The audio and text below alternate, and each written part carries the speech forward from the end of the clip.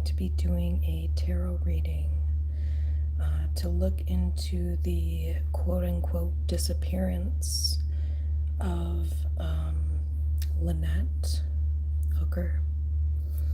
Lynette is from Michigan, from the Midwest, and she sold all of her belongings to start off traveling in the Bahamas with her husband, Brian Hooker. And she went quote-unquote missing about a week ago, a little over a week ago, Saturday. And her husband claims that she fell overboard and claims that he attempted to, I don't know what the hell he said. He attempted to help her. Keep in mind, this is somebody who is a Marine. This is somebody who has had extensive training in swimming and probably whatever, a bunch of shit. I don't know about swimming, whatever. I don't know details about that, but keep that in mind. One thing I do want to say is that I did a lot of first off hesitating with putting this reading out, and then second off, I did a lot of channeling prior to putting this reading out. So as I was shuffling the decks, this deck, which the overall energy is farewell, goodbye, finality, closure, and then I shuffled this deck as well, which the overall energy is abuse and neglect, which does not surprise me, but I did get a lot of messages channeled as I was shuffling both decks. Now I want to start off the reading by just sharing my background and my experience. I am clairsentient and claircognizant, which means that I receive messages through knowing and feeling, essentially, and that can happen for like tarot readings for everyday average people, but then there's some people who have abilities to channel other energies that have passed on, and that's what I was doing prior to this reading. And also I want to preface this reading by saying that I feel like Lynette came through in a lot of ways in my energy in the past couple days, actually. And this is kind of what happens with channeling sometimes too. You don't entirely realize all the time when you're picking up on shit, but for sure tonight she came through very strong in my energy, and the past couple days kept kind of nudging for me to put messages out. So basically I tap into the energy and it comes through in this I don't know how to explain it. It's like, it's channeling. It's just like claircognizance and sentience. You feel it and then it comes through you, and I don't know. Anyway, I've been doing this for a little over 10 years, and all of these things that I'm putting out there, I feel like I was guided kind of throughout this entire process by Lynette's energy to put it out in a certain way. She was very specific in the way she wanted me to put the reading out, in particular, like where I carried the reading out, how I carried it out. But I also think that that was her way of channeling her energy to showcase and come through and kind of, I don't know, make it obvious to me that it was her energy that I was channeling. But anyway, so I'm gonna get up all of the messages that I channeled from her, and go through those. Hang on one second. All right. So, um, I first started getting like channeled messages a couple days ago, like I said, but I was like really hesitant to put it out until it was, it just kind of wouldn't leave me alone, you know? Um, but okay. So the first thing that I got was definitely drinking was involved. Um, Before I looked into any details about their relationship, for some reason I got the inkling that some type of like strangulation might have been involved. Sometimes I'll get like just, I don't know, quick images of it or feelings about it, you know. Um, so the other thing I was guided to do was to look into their relationship before I got further into the reading because it by the end of all of this, it became very evidently clear that Lynette wants to make it very clear that um, domestic violence was involved, and it was a very large part of their relationship. So some of the first messages that I was getting from her, like specifically kind of from her, I don't have clear audience, but like I said, it's clear sentience and clear cognizance. So she was just kind of coming through with this energy of like, she trusted him. And I don't know if I want to put out this piece of information that she gave me yet or not. I don't know why. I mean, he's definitely lying. She made that very clear, like over and over and over again, that he's lying. He's lying to law enforcement. He's lying about what happened. But then when I started shuffling the cards and doing the reading, it just came up some of like how she was feeling. I was picking up on like her energy and kind of how she was feeling. Maybe in general, but it was basically coming up that she felt very alone. She was scared and like there was really like an emphasis, and that seemed to be kind of a nagging emphasis from her of like sobriety being an urgent thing. Like she was scared when her husband Brian drank because she knew he could become aggressive. She would maybe advise him against drinking because she knew that he could become unpredictable or unreliable. She didn't trust him when he drank. She didn't trust that he was going to do what he said he was going to do. I think that she felt very alone, like she didn't really know where else to turn except for to him. Another message that came through very strongly is like she's worried about her. I don't know. I know she, at least she has, Lynette has one child, Carly, but I don't know if she has multiple children, but she's worried about her child or children. She, I mean, kind of specifically came through saying something along the lines of like, one of their parents is dead and one of them kind of like, sent the other to the grave. And then I kind of felt this energy of like, what have I done from her specifically? It just felt like she was in deep despair and grief over what happened, and the situation that her children have been left in. But yeah, what I heard specifically was, or felt, I don't know, whatever the fuck you want to call it, was like, what have I done? So she may feel responsible in some way, shape, or form, even though, of course, she's not. She was being abused.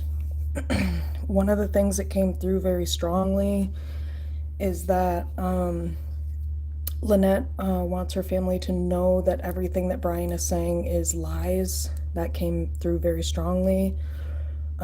Specifically, and this was kind of random, but not really. If you know a few of the details of the story, it makes sense with that, which is why I'm glad I looked into it. Otherwise, I probably wouldn't have trusted that because I don't know enough. But what I was saying was basically that he wants money for legal proceedings, potentially pertaining to child support, and this could involve Lynette's life insurance money. She said she wants to warn her family that he is just doing this for the money, so he could be, making it seem like, oh, I'm here to support you, and oh my gosh, this is such a tragedy. But he's only doing that to obviously cover his tracks, and I don't know if there's some type of life insurance money or something like that. She specifically came through saying that, it was not an accident. And I do believe that she is dead. What also came through in the reading is that Lynette was just a very versatile person, very fun. Like, I would have been friends with her. She seemed like she was very open-minded. She liked a lot of different, like, tastes. Like, she had what do you call it? Like, as I was channeling some music, and she was like open to a lot of different things and a lot of different kind of like music and artists. And also it was kind of coming up, like, when I was channeling her energy, she was coming up as like very poetic and kind of deep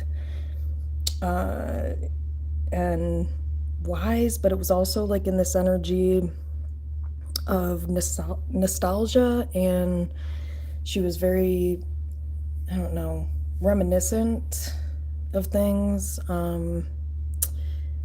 She talked about their relationship, and she did mention that it was like up and down, love, hate, but she also had a lot of unconditional love for him and was very loyal to him. But also pointed out that there was a lot of issues. She wanted to believe it could work, and she followed this fantasy basically further than she should have, because she would kind of justify it in her own mind as like, okay, well, we're married, and she was looking back, as I was shuffling the cards, and kind of along the lines of like how she feels like she needed to take a look in the mirror and like make peace with whatever broken, or I wrote down at how she feels like she needed to take a look in the mirror and get closer to God and make peace with whatever was broken within her that kept her going back to Brian. She notes while I was shuffling, this was all shit that was coming through while I was shuffling, and then I would have to take a break because I would channel it and I had to write it down. She mentioned her own trauma or memories of past things not working out kept her stuck. She felt it was her duty as a woman to stick it out and be a good wife. And specifically what came through is like, even if it broke me, is what I heard.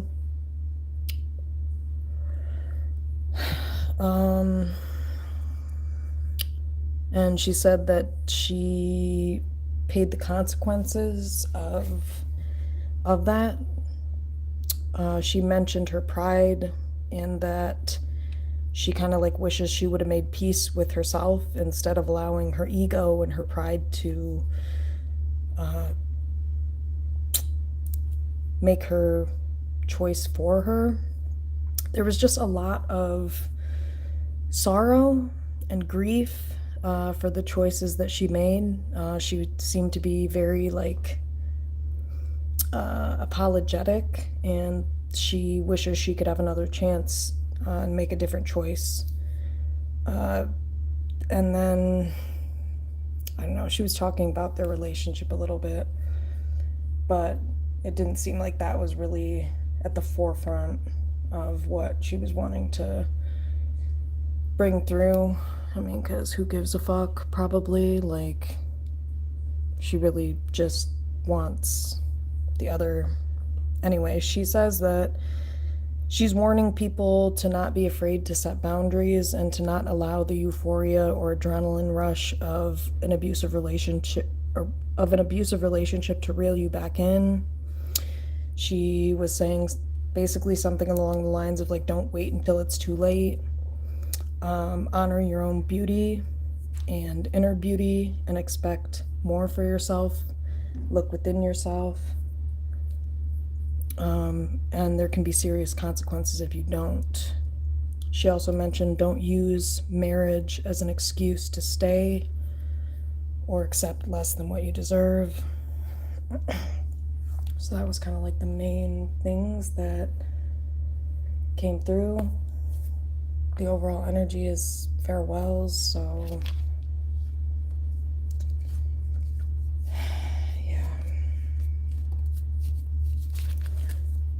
so I'm first going to just go through and look at, I'm going to use this, not this deck.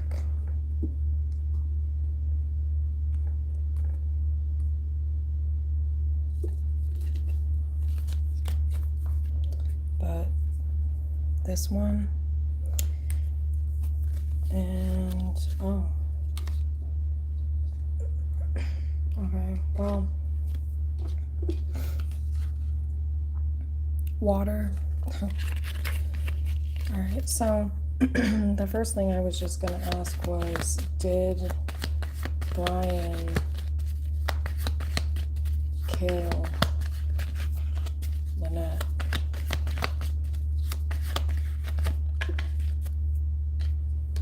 Well, that's an indirect yes. Crime of passion.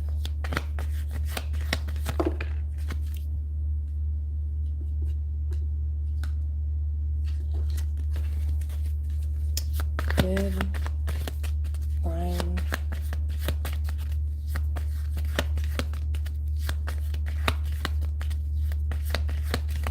kill Lynette Hooker?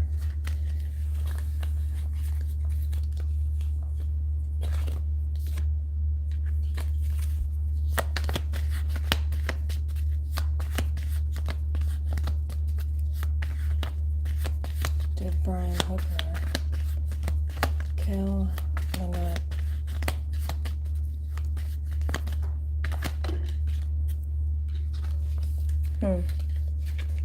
Anger. Yeah.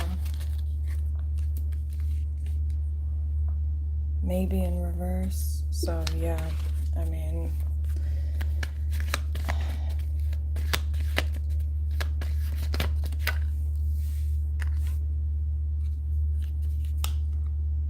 abuse and neglect.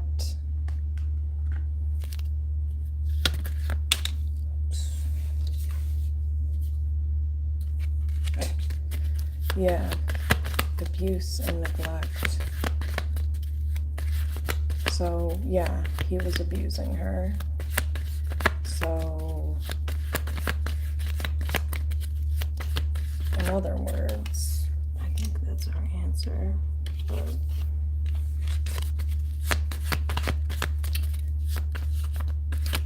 is Brian Hooker responsible for, well, let's ask this. I know the answer, but I'm going to ask anyway. Is Lynette Hooker alive?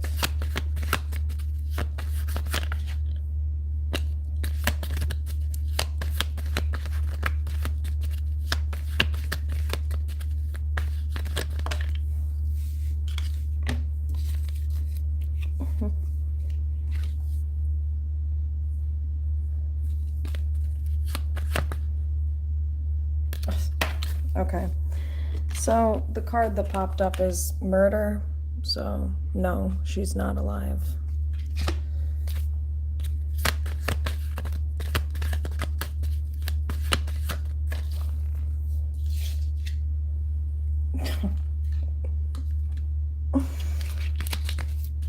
All right.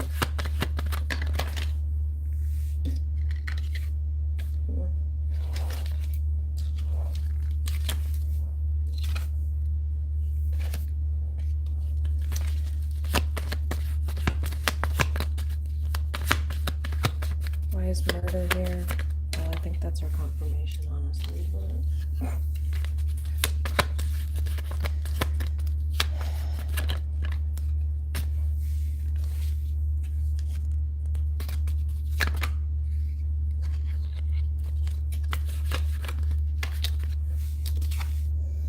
Okay,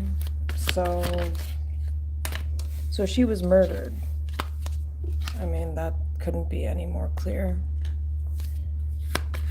Okay. Did Brian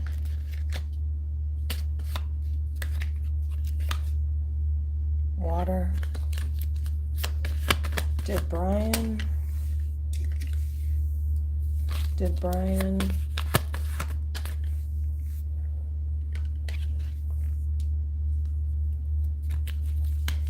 know in reverse?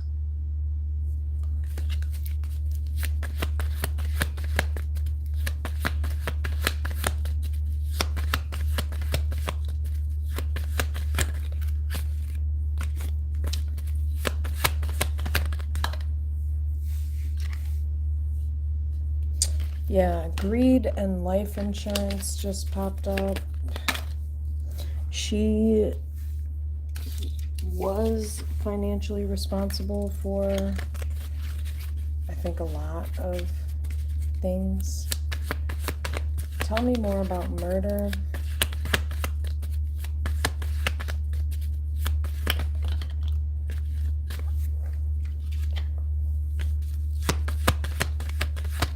Is Brian Hooker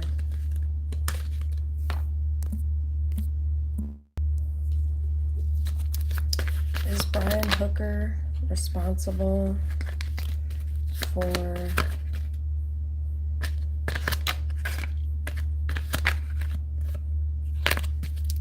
Lynette? Okay.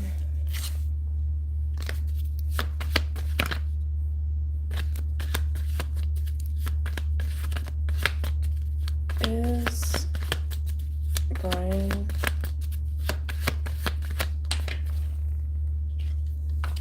responsible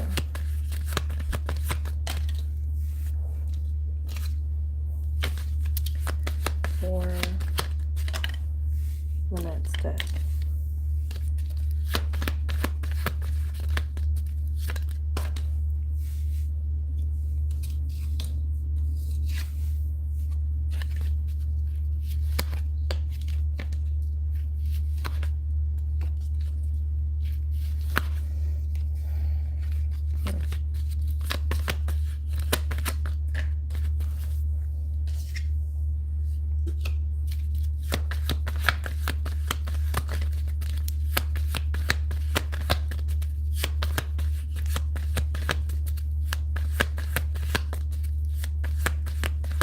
Clarifying murder. Is Brian Hooker, where the fuck did that go?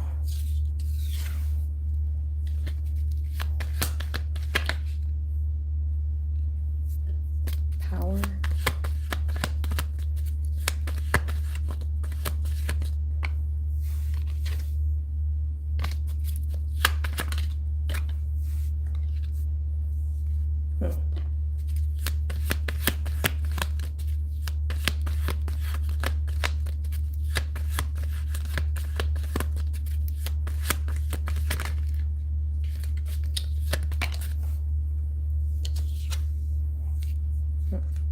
Yeah, missing.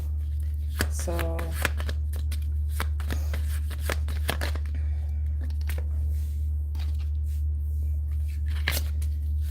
is Brian Hooker responsible? I think so, because murder, but I mean, who else would be responsible? It's kind of obvious.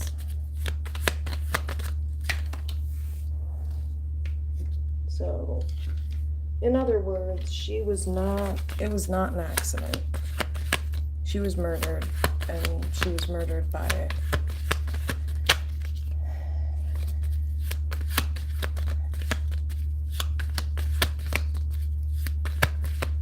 exactly who you think.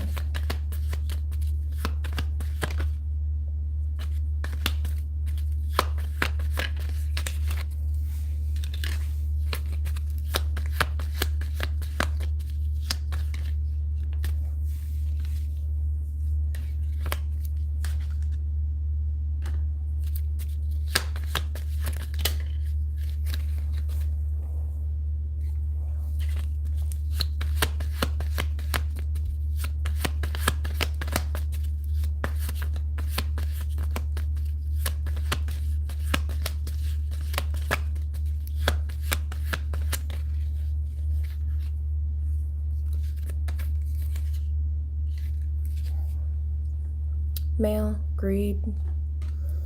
Yeah, so I mean, that's confirmation of that. Yes, is at the bottom of the deck. So yeah, I mean,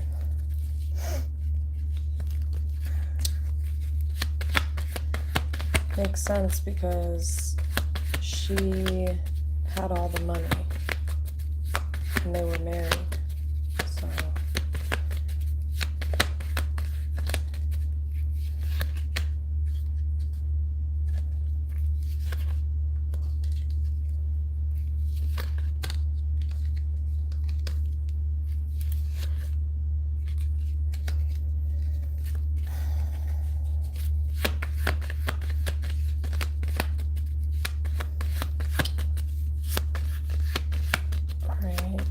so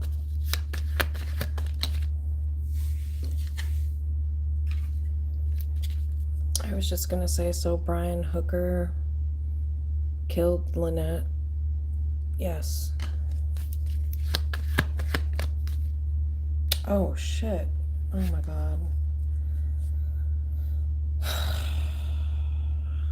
I just wanted to see what was at the bottom of the deck. So yeah, yeah. The truth is, that would make sense. Strangulation, because yeah, that was what happened previously. So yeah.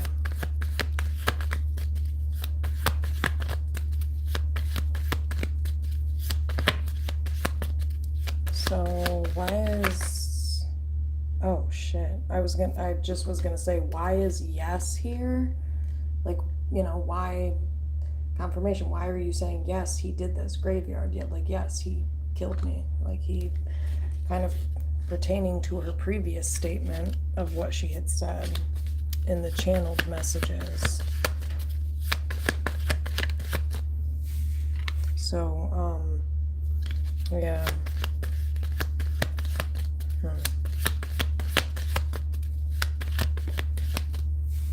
Alright. Drugs, yeah. I mean, definitely. Like, alcohol was involved, definitely. Like, from what she had said. Yeah, and there was some type of struggle that happened prior, so there was definitely foul play. Maybe she tried to get away, run away, struggle. Ooh, he was pissed, anger, and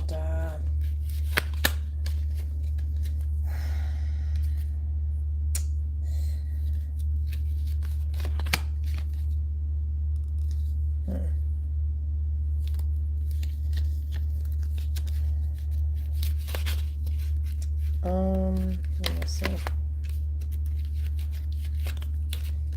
Alright. So,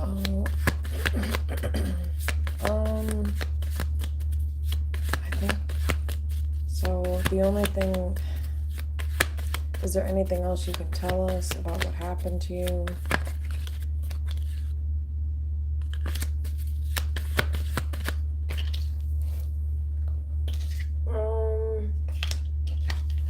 Water, yeah, so I don't know, she's probably somewhere in the water, which makes sense, but I don't know why that other card would come out.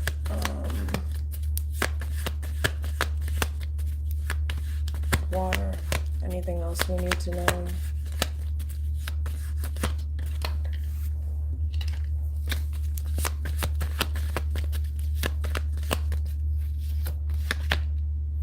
Is there anything else that we need to know in regards to Lynette Hooker?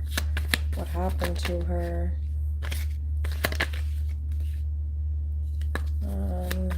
Okay.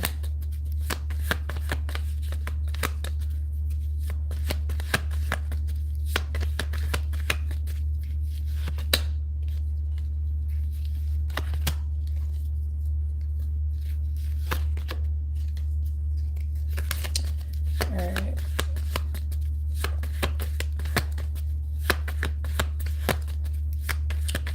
anything else that you want us to know in regards to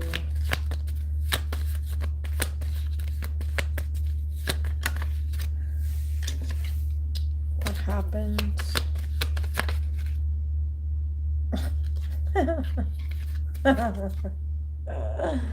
Maybe, okay. Alright. Yeah. She seemed like, I mean, I was picking up on that with Lynette's energy prior to this too. She's a very fun person, very, very easy to get along with, kind of, you know, I don't know if it's like she likes to joke around, shit talk, whatever, but she seems like a good vibe. I will say that. I like her energy. Family. Yeah. She does have that kind of motherly energy. She cares about her family very deeply. It seems like she treats, I was getting that vibe of like treating everybody like family, you know.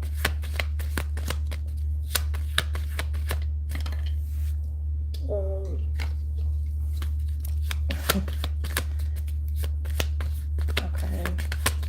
Anything else that you want us to know as far as what happened to you? What did Brian do to you? Can you confirm that, like, how you died? Can you confirm how you died?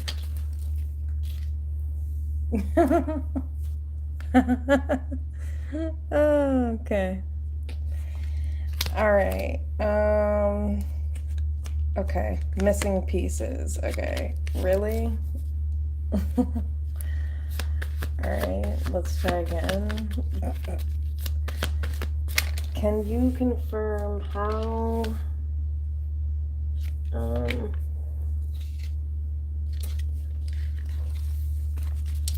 Can you confirm how Lynette died?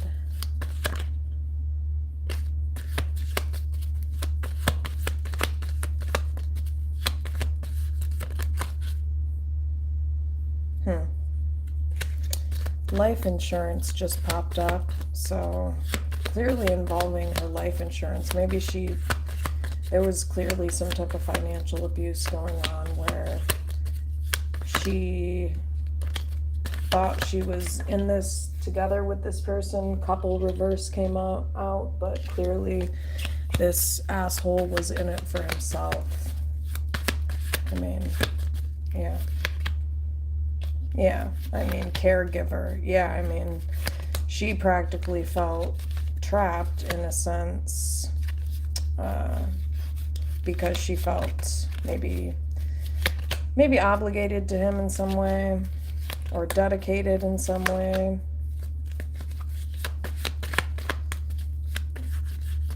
Can you tell us any more information on how Lynette died, please?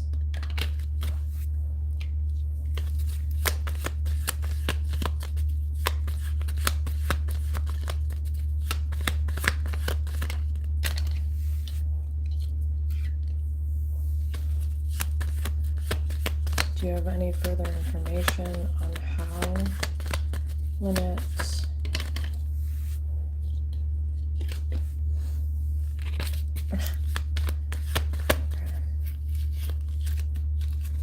Let me see. Is there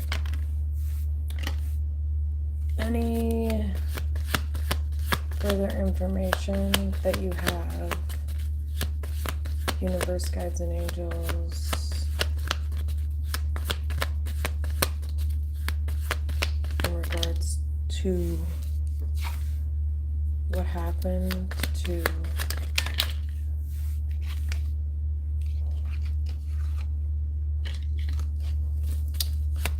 Lynette Hooker.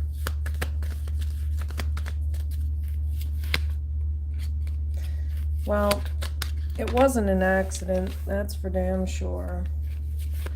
Accident reverse. And, you know, I think she has sort of put an emphasis on her friends, and like she's maybe been the most honest with her friends is what I'm gathering about the relationship. So if you really want, like if people really want the true story, they might want to go talk to some of her closest friends or people she confided in. All right. Can you tell us, was Lynette, how did she die? Okay, so water just popped up, so I don't know if she like, oh, okay. Okay. I don't know, I heard asphyxiation, asphyxiated or something like that. Why is water here?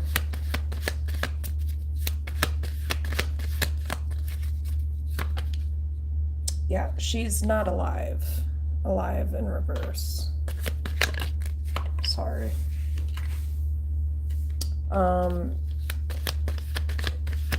Yeah. Why is water reverse? Life insurance. So yeah, the motive, that may have been the motive to this live reverse water. Can you tell us anything more besides water and a live reverse? What the fuck was that?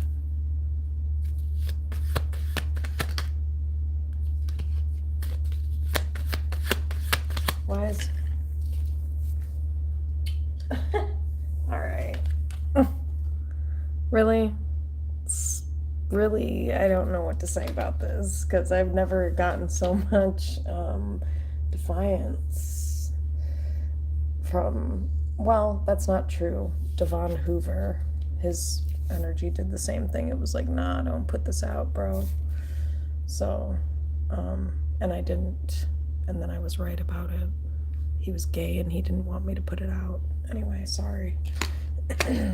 But yeah, so I don't know if there's a reason, maybe, that, but I mean, clearly she wants to let it be known and put it out there. She's not alive. She's probably in the water somewhere, or there was water involved in some way, shape, or form. Obviously. But as far as okay. Why is no here? Can you please, you know, excuse me, hello? All she'll say is that he's lying about what happened. He's lying about what happened. What he's saying is it's lies.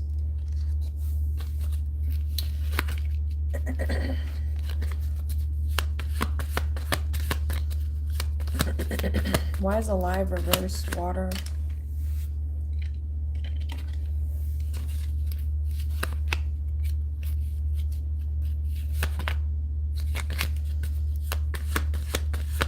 Anything else you can tell us about these lies?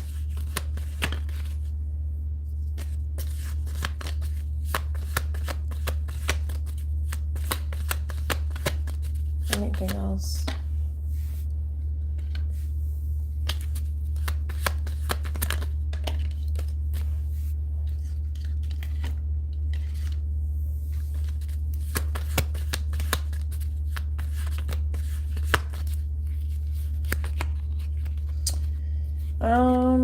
I mean, this became very clear in my channeling. Like, she really wants her kids to know, like, he's lying. He's lying to you. Don't trust what he's saying to you. Child lies. Yeah, run away. Get far away from him. She wants to put a specific warning out there to her children. I actually really specifically got in the channeling before I came on here. It was really pointing to, or really what stood out was Carly, her daughter Carly. Like, if you're questioning or doubting, you know, do I believe him or not? He's lying. And so yeah, run away would point to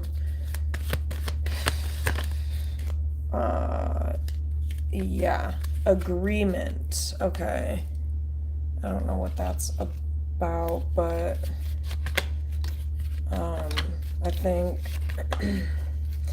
yeah, communication reverse. Look at this. Like, she's really urging, or, you know, making it clear to stay away from him.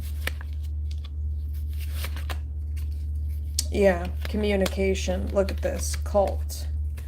It's like he's just trying to manipulate you and kind of reel you in the same way that he reeled her in, I would imagine. Wise runaway child.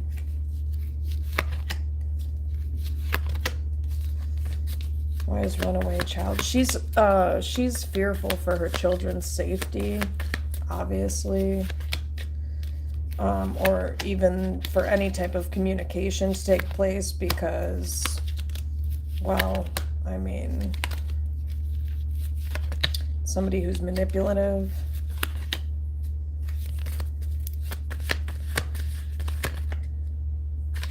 So,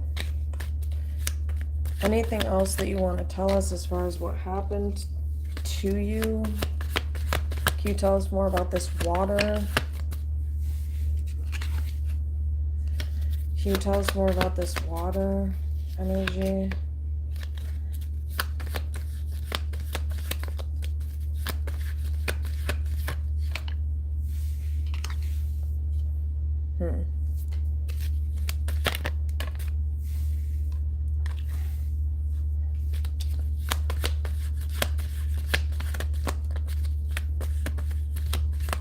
Anything else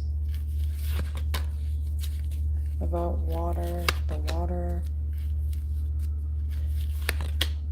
Huh. Yeah.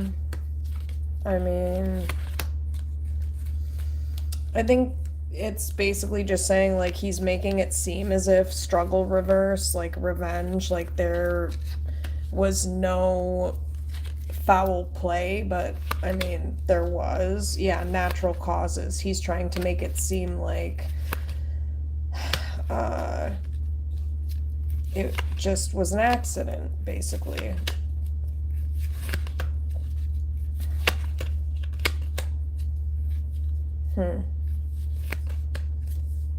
Oh my God.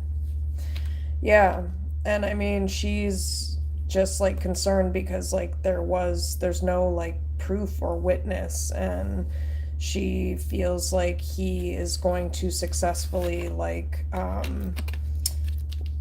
sort of like manipulate, yeah, like that he's going to be able to successfully bury these secrets of what he's done to her, and kind of, yeah, look at this accident. Like, she's afraid that he's going to maintain the secret that he's telling, that, oh, it was an accident, when actually it's what he did. And she's afraid that he is going to successfully maybe manipulate his or like her family members' missing pieces, and that he's going to rely on, or it's going to be hard for anybody to like discount him, because there's going to be a lot of missing pieces and evidence, you know. And so this is why she has, you know, been adamant and pointed this out repetitively here, that please go talk to her friends, go talk to people that she has talked to who she has told. Maybe not people that they've met while they were traveling, but people that she's known for a long time, potentially. Something like that. Yeah, that might be like the best approach. Is there anything else you can tell us with child runaway? Yeah, money. He's just trying to stay attached. Yeah, she just keeps warning, don't communicate, especially if it's like her children or family. She doesn't want them to communicate with him because he's only trying to maybe get some type of money or, yeah, life insurance. Yep. And that was one of the things they discussed, life insurance. Maybe, I don't know if there's any like property, something like that, but that's the attempt here.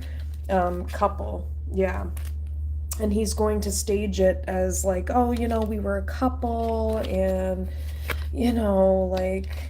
and he's gonna make it seem like it is just natural or whatever, but really she's making it seem like, this is like kidnapping, I mean, like, and there's no way to fill in the blanks of like, what he did, like the missing pieces. Yeah, caregiver, and she's concerned caregiver.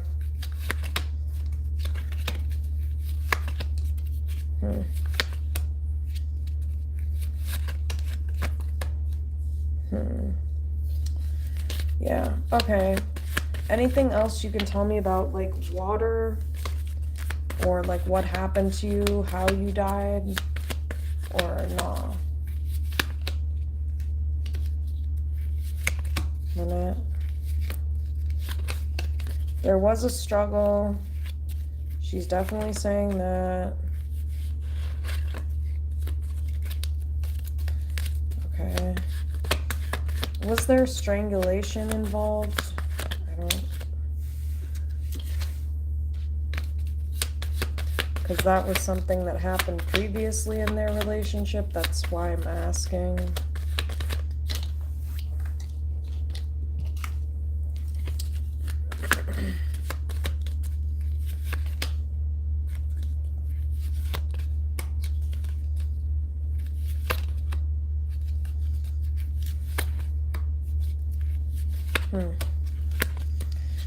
Okay.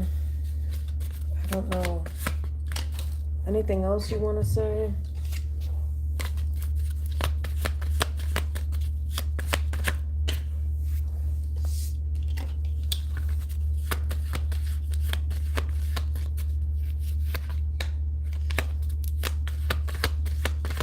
Anything else?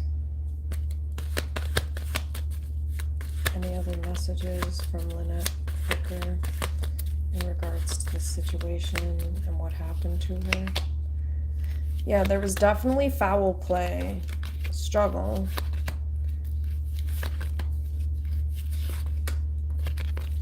Yeah, I mean, she didn't die of natural causes. She was not deserted in the water, and it was not an accident, by the way. She wants to make that clear. Natural causes reverse, desert and accident reverse. No, that was not what happened. And I think that Brian Hooker is like trying to make it seem like that's plausible because, again, life insurance, he's after her money in some way, shape, or form is what it looks like. And looks like success, what she's saying is that he, I guess, I don't know.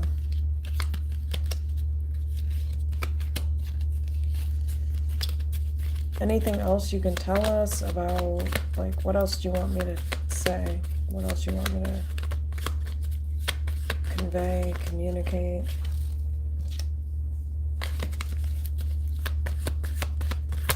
And then I'm going to get into their relationship with the other deck, but I'm just seeing if there's any messages this way. I said, okay, is there anything else you want to say? Maybe. Okay.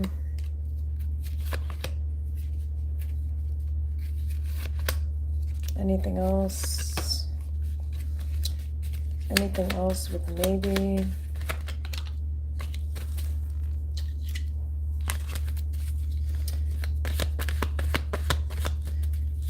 I don't know if I conveyed this before, but she definitely felt trapped in the relationship to a certain extent, or definitely. Is there anything else that you can tell us about what happened to you? Is there anything else, any other messages from Lynette as far as what happened to her? Friends, okay. Wise friends. So again, she just like wants to emphasize like her friends, they know the extent, you know, people close to her know the extent of like what they went through as a couple, anger friends and her family. So like if people really want to know the real of what happened, go talk to these people, or go talk to his kids. Go talk to Brian Hooker's kids, and you will know the truth of his motherfucking legacy. That's what she wants to make clear. If you really want to know who this motherfucker is, you go ask anybody around me. Go ask my friends, go ask my family, go ask his fucking kids. There's a million witnesses to this abuse, and she doesn't want this to go unseen, you know, court. She wishes there was more that she could do, but she wants to call upon her family and her friends and her children and his children to, you know, step up, stand up, you know, speak up for her. Court. Yeah, money. Because she felt trapped in this situation, and also she's warning that, you know, if you guys are not careful, or if she's basically saying like she really is calling upon friends and family to speak up and step up, because he's trying to basically trap potentially the kids, trapped, and trying to money trapped, keep, I guess, probably, I don't know the details of all of this kind of stuff, but trying to maintain some type of communication, or trying to make it seem like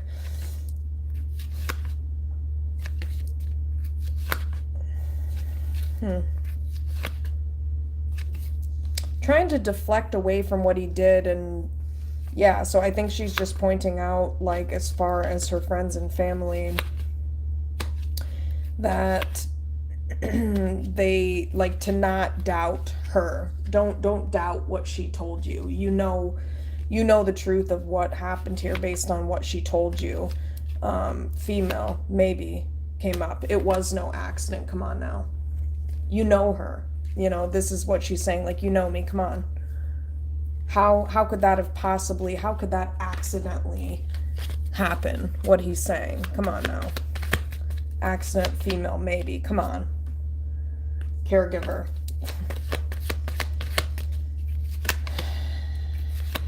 Yeah. So, accident, female, maybe.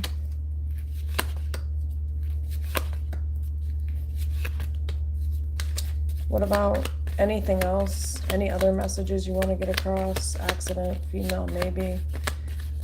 Don't allow him to make you question what you already know to be true about her and this relationship and how she was treated by him and what you've seen all around. You know, again, talk to her friends. Caregiver, talk to his kids. Talk to his kids, yeah, communicate. That's where you're going to get the truth of what really happened. Yeah, behind closed doors. Whatever happened behind closed doors, that's the truth of who this fucking person is. And this person is much more corrupt than what people have seen. Maybe this, especially under the influence of alcohol, with drugs. Yeah. So I think she's just hoping work, law enforcement, that he doesn't that he doesn't like deflect and manipulate, I guess, law enforcement into, yeah, bearing his lies and his secrets for him, because that's, yeah, burned. That's kind of the energy of this cult, is that he's very good at manipulating cult people into, yeah, very good at manipulating people into, why is that?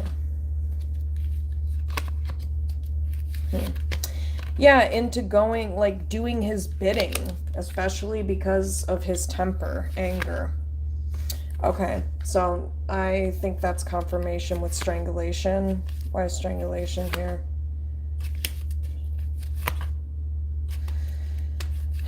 Okay. So what we do know is that that has happened. He has done that to both Lynette, and his daughter. And again, friends is coming up. Caregiver. Yep, friends and caregiver. Again, go please talk to Brian's child, and please talk to her friends. Talk to Lynette's friends. Maybe even to Brian's child's friends, potentially.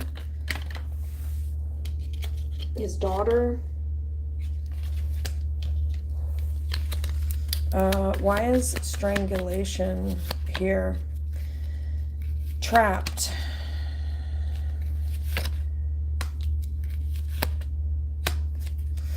Okay, so yeah, I don't think she's being direct. I'm gonna ask in a second. I do think there was probably strangulation here. So let me just see though. Okay. So why is strangulation here? Is this the cause of death, or like what are you talking about, like the past incidents, or what?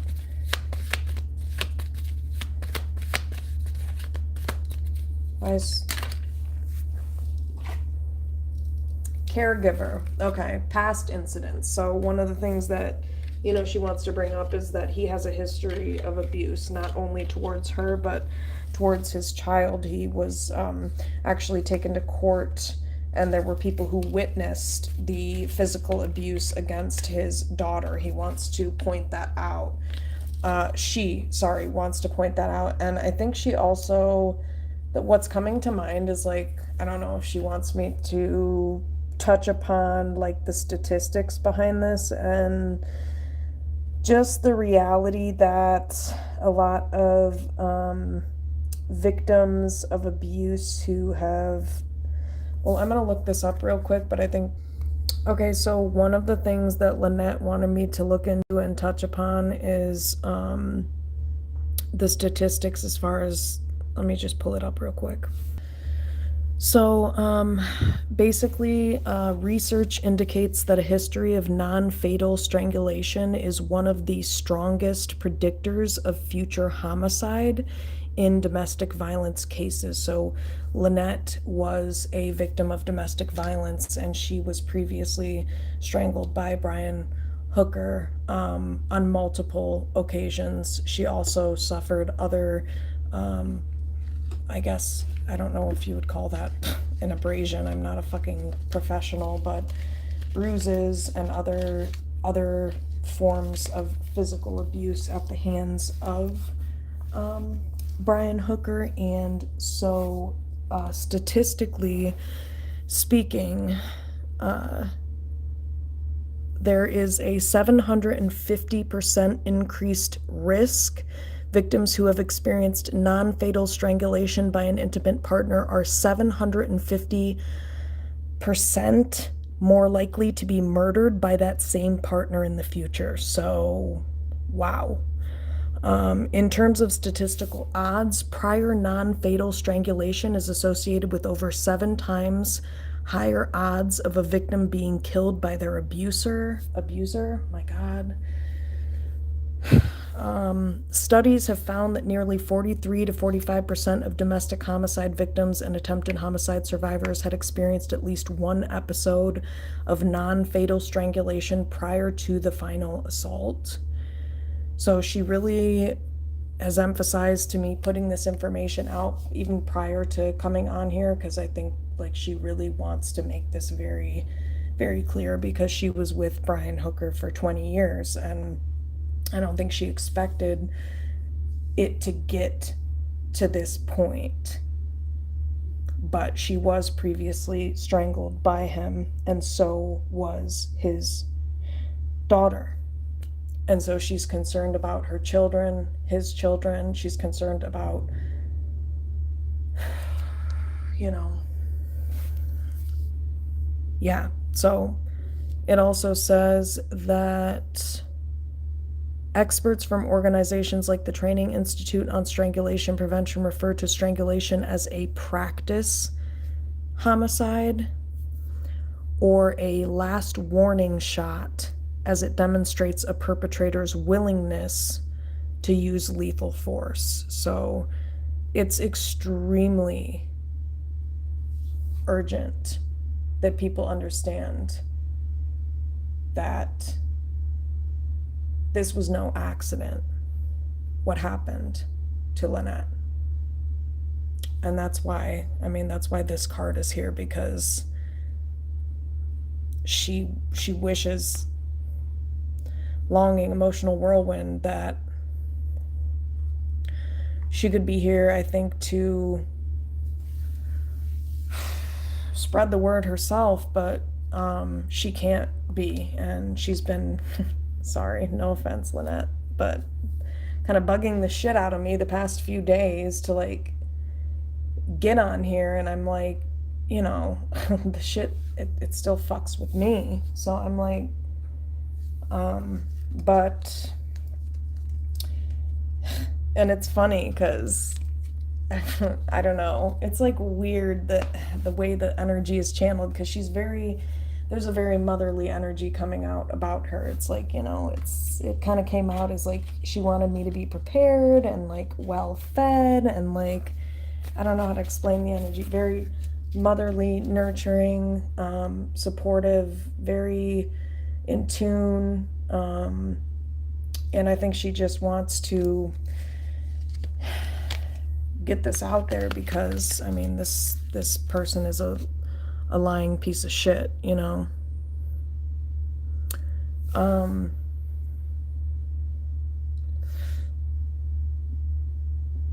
So yeah, is there anything else that you want to tell us as far as what happened to you? Is there anything else? Yeah, crime of passion.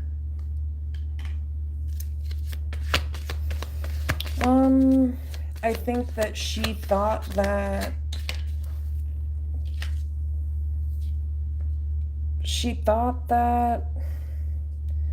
maybe it just started as a disagreement reverse, and she just didn't really,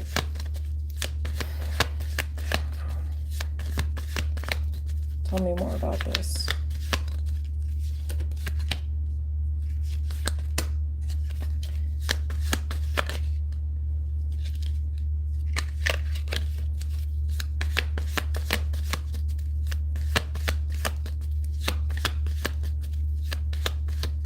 Anything else you want to say about this crime of passion, or anything else about what happened as far as the strangulation part?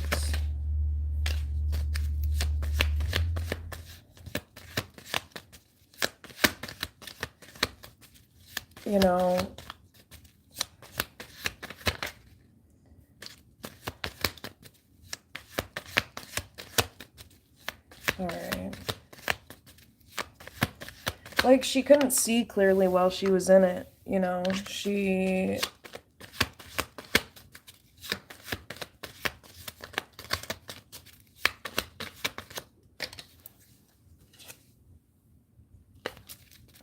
All right, tell me more about anything else you can tell me about what happened to you, or any messages you want me to... She's afraid he's gonna do it again.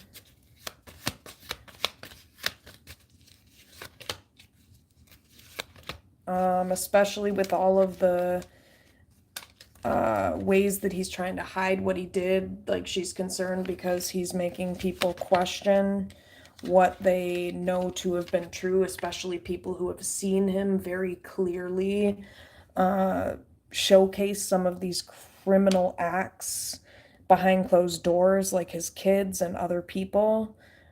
She's concerned that basically that law enforcement, no crime scene. Yeah, she's concerned because there's no fucking crime scene. And she's concerned because she's like, well, how is law enforcement going to do their job and really, like, put the pieces together and really put it out there, what he did, because there is no crime scene.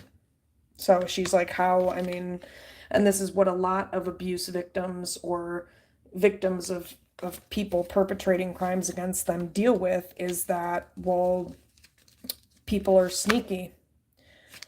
Desert, and maybe that is, yeah, missing pieces, why he did what he did where he did, because he knew that they weren't going to be able to put the pieces of the puzzle together. And I'm sorry, but that makes you a criminal. It does. And she's concerned that because of all of this, that they're not going to be able to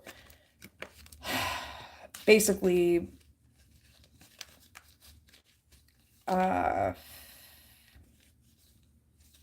you know, put it back on him. Private property. Yeah, because it's like all of the abuse that he has exhibited has been behind closed doors, abuse and neglect. And so run away. She is looking at this and she's like, you know, she wishes that she would have ran away and what's the word for it? Threw away the key.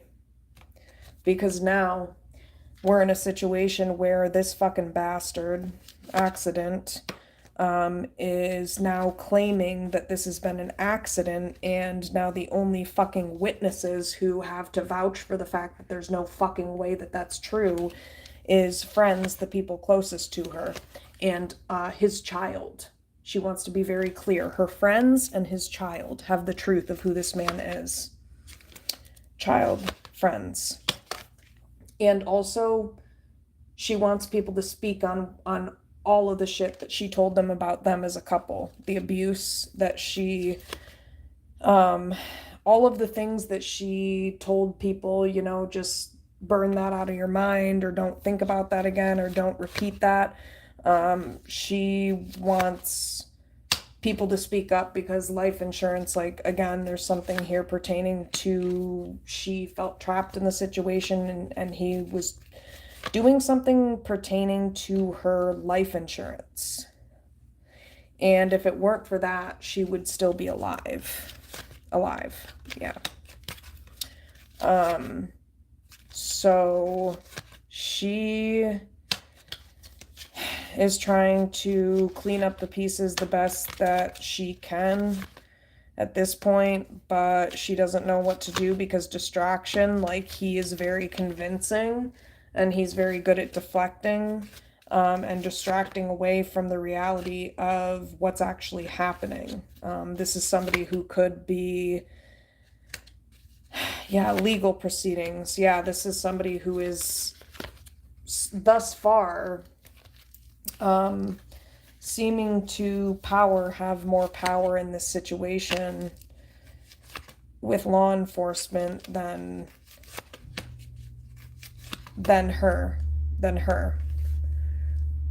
Lynette, obviously, because, well,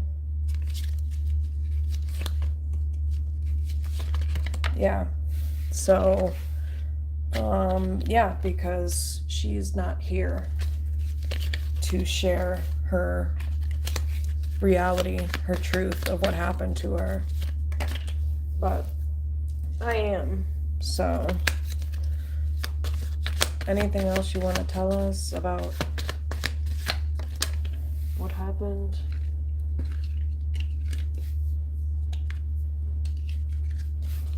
Female? Alright. Anything else you want to tell us about, like, strangulation? Caregiver. Green.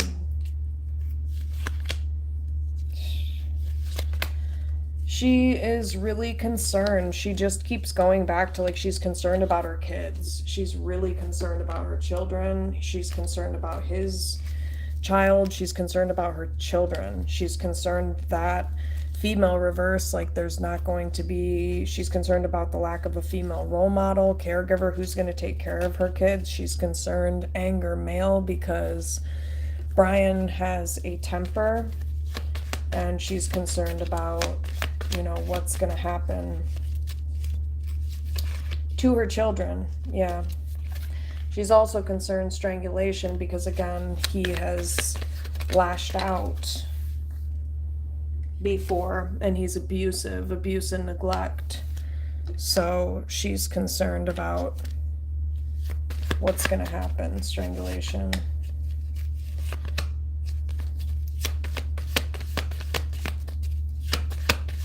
Anything else about this? Yep, like I said, serial killer. She's concerned about him doing something else or harming her children further, potentially.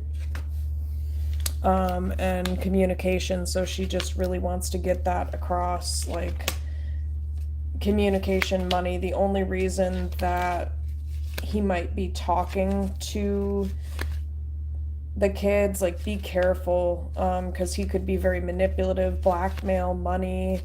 Blackmail is here. So I think it's just a warning. Strangulation. Yeah, so he lied. Like I said, he lied about what happened to her. Lies. Yeah. Lies, female. Secrets. Okay. Huh. Yeah, water. Yeah, something like, so he's lying about obviously what happened. So I do think there was strangulation involved. Lies, strangulation, corruption. Yeah, and anger just popped up. So yeah, he definitely had a temper. Yes. So yes, I think strangulation was involved. That is how she died. Morgue. Yes. So.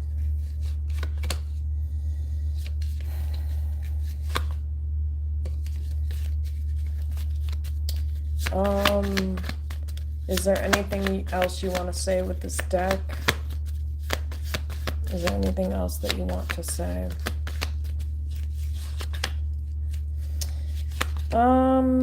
Crime scene reverse. Crime scene reverse.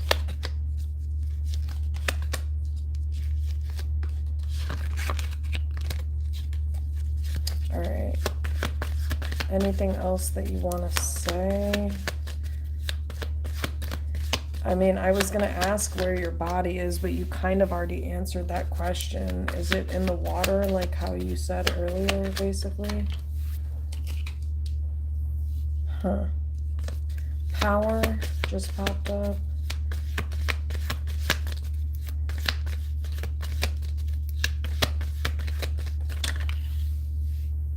Yeah, so water.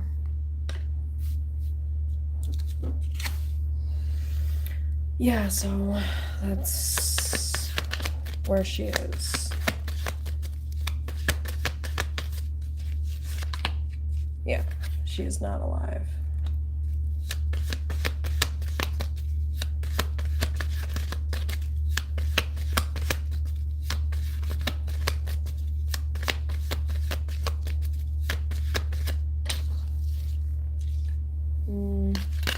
Alright, is there anything else you want to say? I might move on. Yeah. Yeah, natural causes just popped up, and what came to mind is like there's nothing natural about how she died. There's nothing natural about the way that Lynette died. That's what just came up. It was not natural by any means.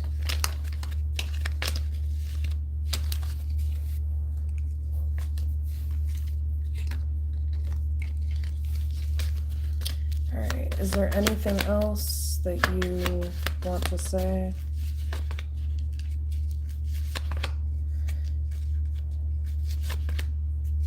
Huh.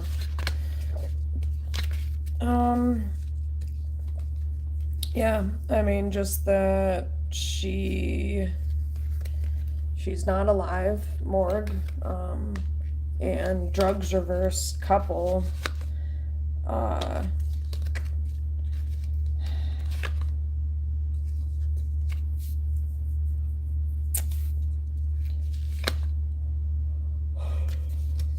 what about it?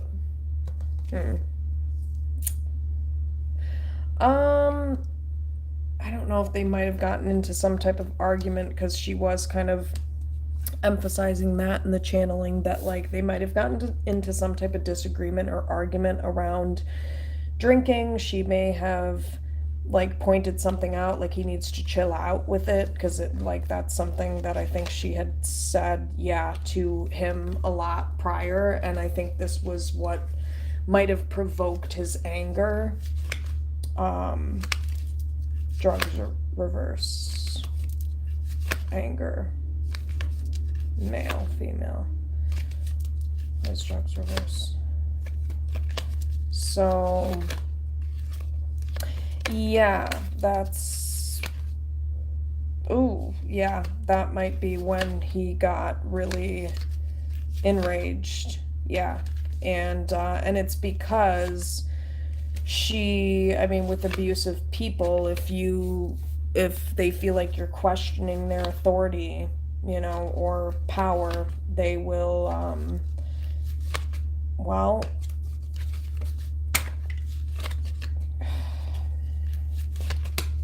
yeah, I mean, so there could have been something like that led up to it. I'm just gonna see if she has any other messages as far as, well, let's just see, is there anything else? I think she just wants to get across that, just about abuse, power, abuse, and neglect. Tell someone, like, also, witness, yeah, get the fuck out, and, like, before it's too late, alive, because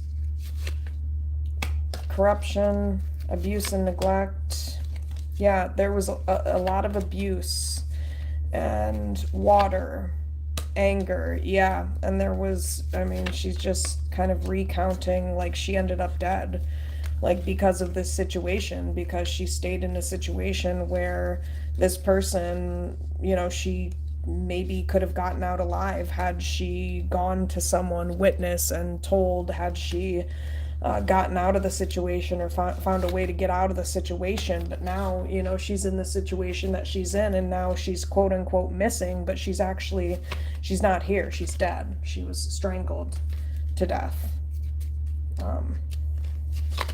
Yeah. So, and now he's claiming it was an accident, and she can't fucking speak for herself, and there's no fucking evidence. So, I mean, really trapped.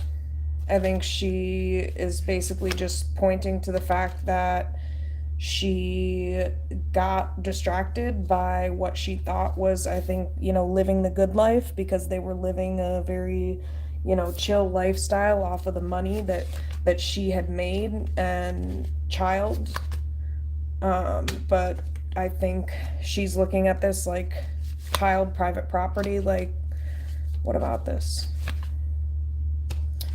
She really should have taken heed to the warning signs, is what she's saying. Like, she really should have paid attention to the huge warning signs, which is, you know, dude, if you're going to be putting your hands on your kid, putting your hands around your child's throat, then I'm doomed. I'm fucked, and I need to get the fuck out of here, cult, because really all I'm doing is subscribing to a cult-like mindset that I'm imposing on myself and these children. And you know what? It led to my fucking demise.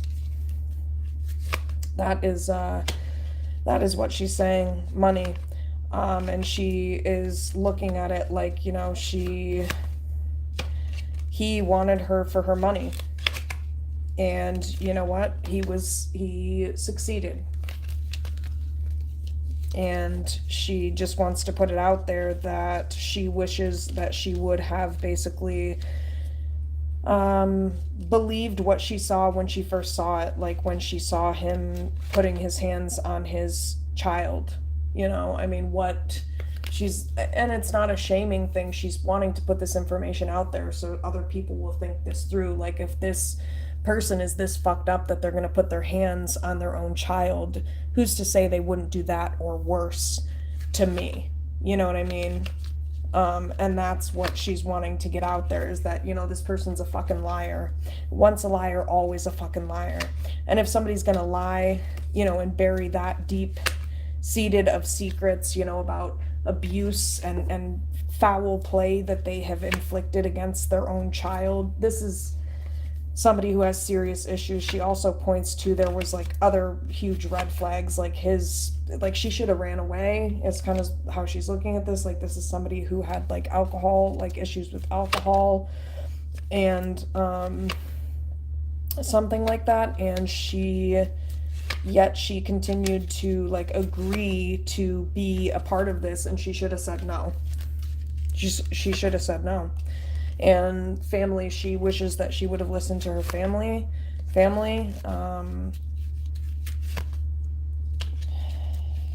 graveyard.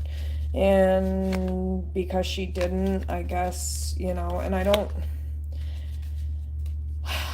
don't think she is trying to, like, it's not self-deprecation. It's like, learn from what I didn't, you know, learn from what I didn't learn from while I was here, because money. And if you have the money to get away, or you have the resources to get away, distraction, don't allow yourself to get distracted away, especially if there's like a child involved and you've seen anything involving a child. Like, she is just, I think, looking at the fact that she kind of knew what she was getting herself into, because she had seen what he had done behind closed doors, private property, and she knew, you know, anger, that he had deep-seated anger issues, water, and that's how she ended up in the water, by the way. It was him. It was at the hands of Brian Hooker, male, water, and natural causes my motherfucking ass, by the way. Yeah.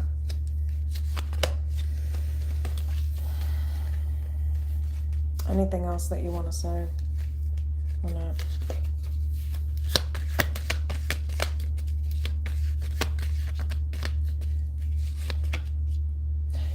He abused her.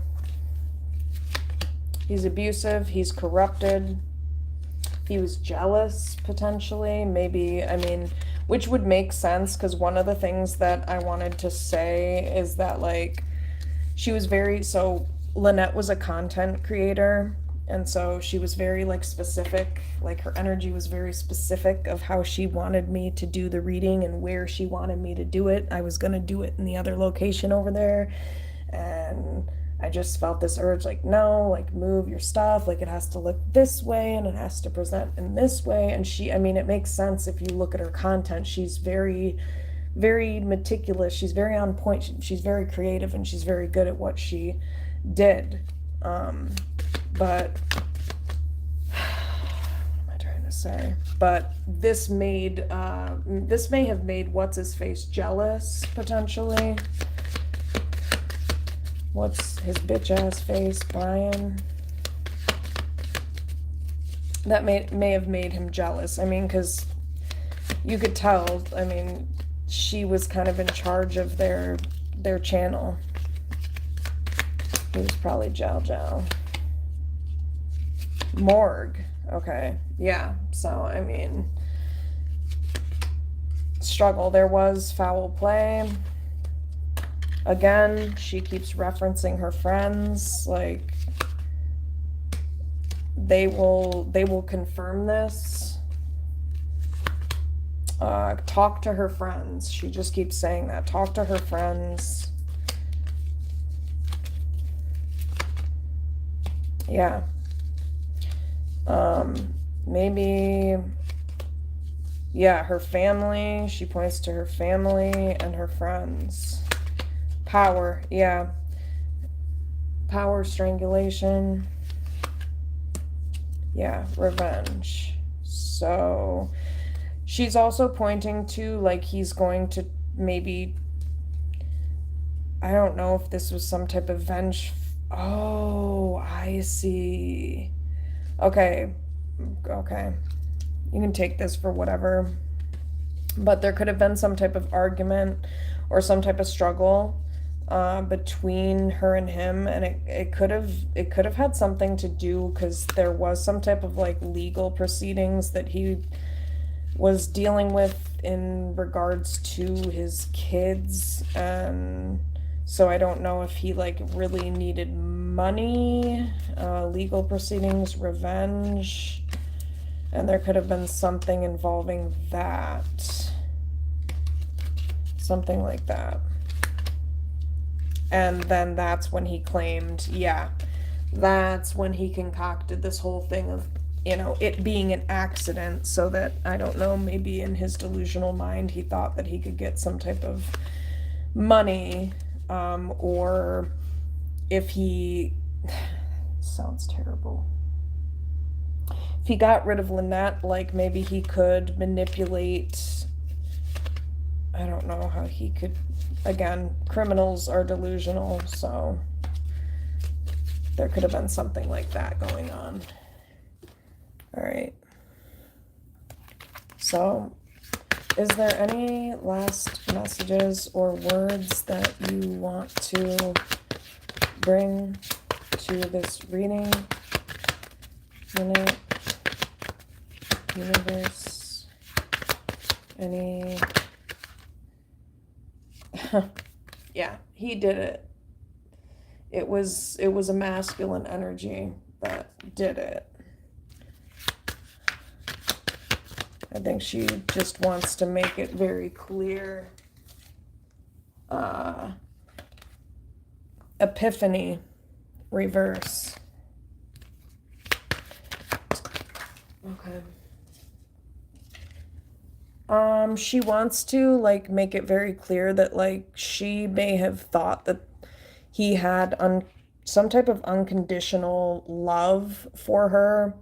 She may have thought that. I mean, he did it, for one. She wants to make that clear, but also, like, she wants to make it clear that she, misunderstood, I guess, the energy from him. Maybe she thought that he cared for her, loved her in the ways that, but I think she's understanding now, intimacy reverse, that this isn't true intimacy, and it took her, she had a lot of hope in the situation, and she's looking at the fact that, like, she spent a lot of time trying to conceal the truth of who he is, hoping that things would change, but now it's kind of like time has caught up to her, and, well,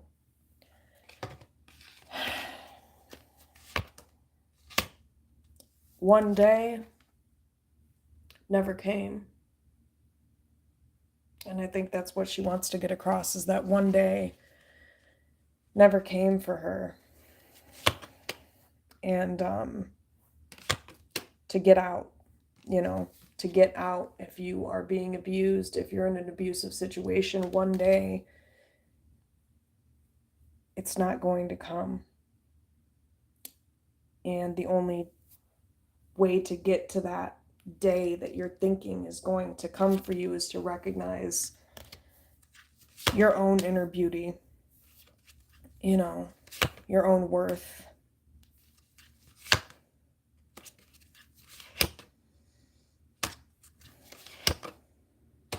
And because she just wants to get across that because she misunderstood this about this person, about Brian. She misunderstood the fact that, she felt like he loved her unconditionally. She felt like, in a sense, like that he would never do this. And she wasn't seeing things clearly, consequences, and clarity reverse. Like I said, she wasn't seeing things clearly, consequences, and she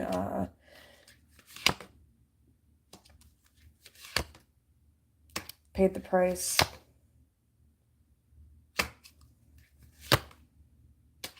Yeah, boundaries. She is, I think, just looking at the fact that, like, boundaries. She needed to get past her pride and really, like, set boundaries, get past, like, the infatuation that she had towards him, in order to set boundaries. But I do think she wants to make it very clear he did this to her. Why is masculine? Yeah. I mean, she can't say this herself. And so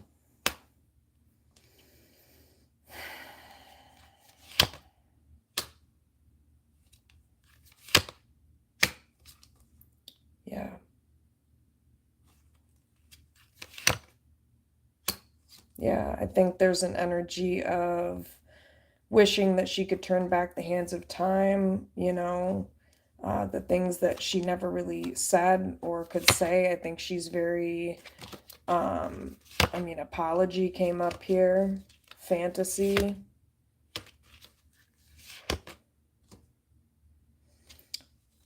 Yeah. I think she wishes that she would have had this epiphany when she was here, that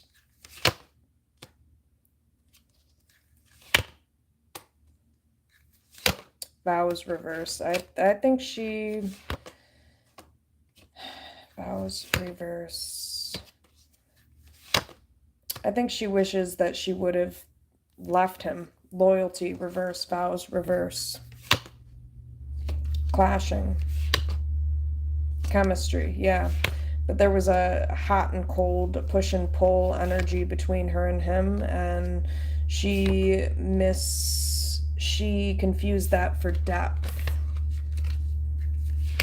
And she letting go, she wishes that she would have let go and set boundaries, letting go, and started a new beginning elsewhere. I just think that she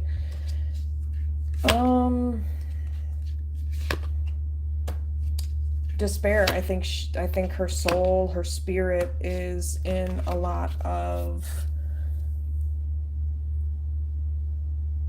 unrest, is what I'm getting, because of the way that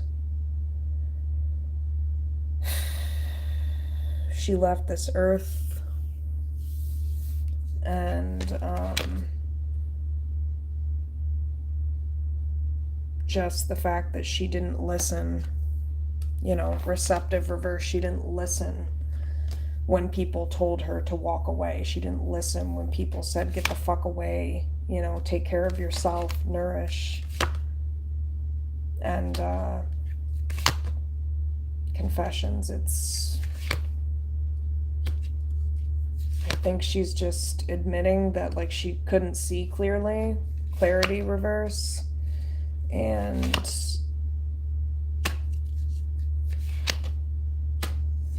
that she was maybe not looking as closely because she just didn't think it would become this serious loss reverse. Like she just kept hoping it would get better. Solitary. And if she could come back or redo it, it's like solitary second chance. I think she was hesitant to leave. Second chance. Solitary, apprehensive.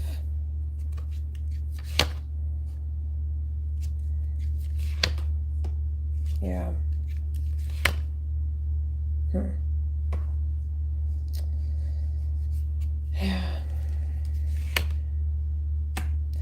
I think she's basically just admitting like she misunderstood the assignment. Like she didn't really recognize like she should have let go. She should have gotten closer to God, is what I just keep getting. She should have gotten closer to some type of higher power. And she just didn't, she just missed it somehow. She just was so disconnected from the self. She was so disconnected from herself that she couldn't imagine, maybe in some ways, like how she could be better off without him. Yeah, euphoria. So, I mean, but I think she wants to make it clear that it was him who did it.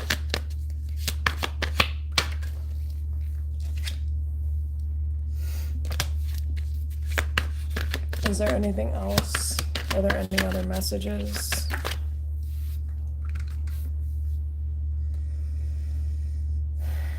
Yeah. Don't run away from yourself. Make peace with yourself. That's how you're going to protect yourself from people like this, from abusers like this. Second chance. She might not have a second chance to do this, but she's coming through to send the message that you still do have a chance, you know, deja vu. Solitary, yeah. Hoping, yeah. Concealing, solitary, hoping. Just like don't wait until it's too late, you know. Tell somebody, talk to somebody about it. Receptive reverse, or like even if you're not open to hearing what they have to say, like still, you know, don't end up in her position where you don't listen, and then it's too late, you know, like take care of yourself, nourish, take care of yourself, and clarity reverse. If there's something here about discernment, you know, there's a difference between fantasy and love, you know, there's a difference between illusions, I don't know, like what you think is and what actually is. And don't allow your feelings or, you know, how you feel towards a person to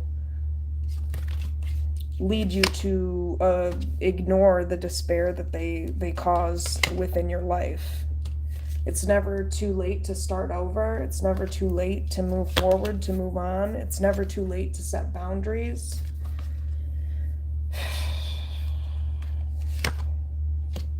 Yeah. And just because you walk away or set boundaries or get away from this person doesn't mean that you're being rejected, or that, you know, don't allow your pride to get in the way of you setting boundaries or walking away. You know, you're still beautiful, you're still worthy. It doesn't mean anything just because an abusive person doesn't validate you. Let's be real, abusive people are the biggest pussies in the world. So what the fuck would they know about validation? Nothing. They can't even validate themselves, which is why they need to abuse and misuse a woman and control a woman. in order to feel in control and empowered.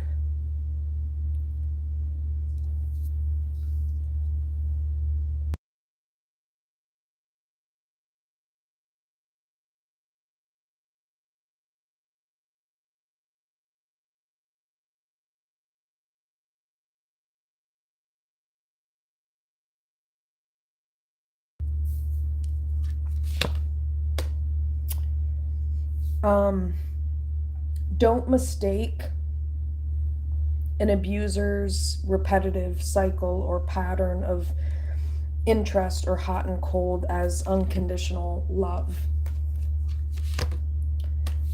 There will be consequences if you do.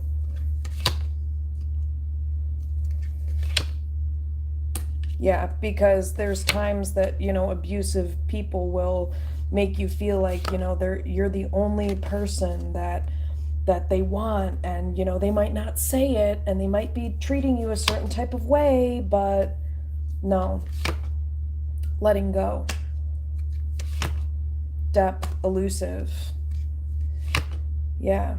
So, it can be confusing because there may be a lot of chemistry. There may feel like there's a lot of depth there at times, because just like any other human being that has a mental health issue, that doesn't mean that they don't have some depth to them. But also, you have to keep in mind that don't allow that to confuse you or misguide you into believing that this person is, just because they can be one way doesn't mean they can't also be this other way. And that's the cognitive dissonance she's warning about. That can be very easy to get sucked back into. But make no mistake, clashing. The person that you see when you're arguing with this person is also who this person is. Keep that in mind, because abusive people and predators, they will try to make themselves seem like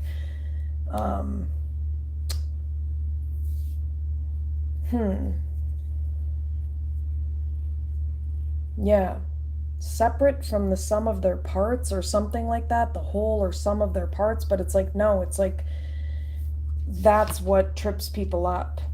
This is not true intimacy. It may feel that way, but I think she just wants to get the message across, like, stop waiting for one day. There is not going to be one day with abusive people.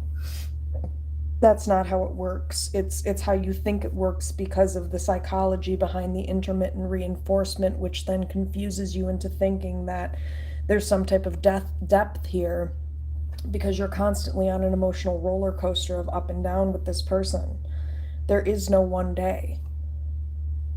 There is no one day that this person's going to wake up and be the person that you were looking for or searching for originally. Even 20 years down the line, Lynette was with this person for 20 years, and she can tell you after 20 years, the same anger that she saw from this person 6 months in when she should have walked away, 6 months in after being married, that same motherfucking bastard, 6 months in, is the same motherfucking bastard who killed her 20 years later.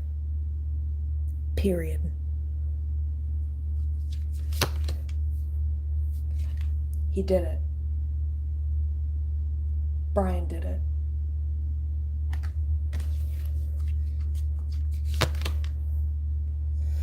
So don't sacrifice and waste years of your life maintaining loyalty to a cheap motherfucker that's gonna spit on your dead body and flip the moment that you're not there because you sat around being loyal to this person for years, when the entire time they were only leading you to your demise. That is not loyalty. It may be on your part, but the abuser, make no mistake, is never loyal to you. Ever. They're only loyal to themselves. So the point is, she's wanting to get these messages across so that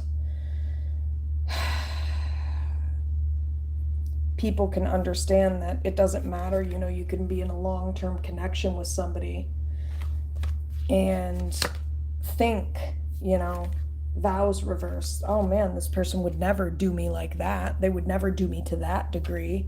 They would never fuck me over like that. But I think she's just wanting to get across that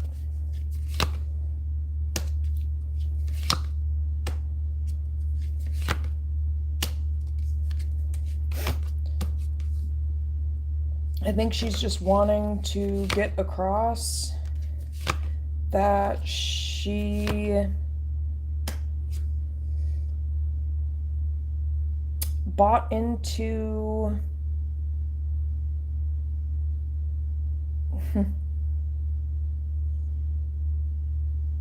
I don't know how to put this, like,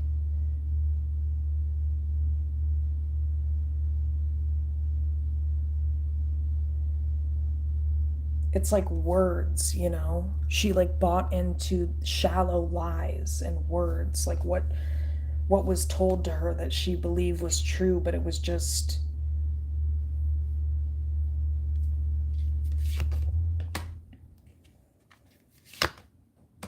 empty. So anything else?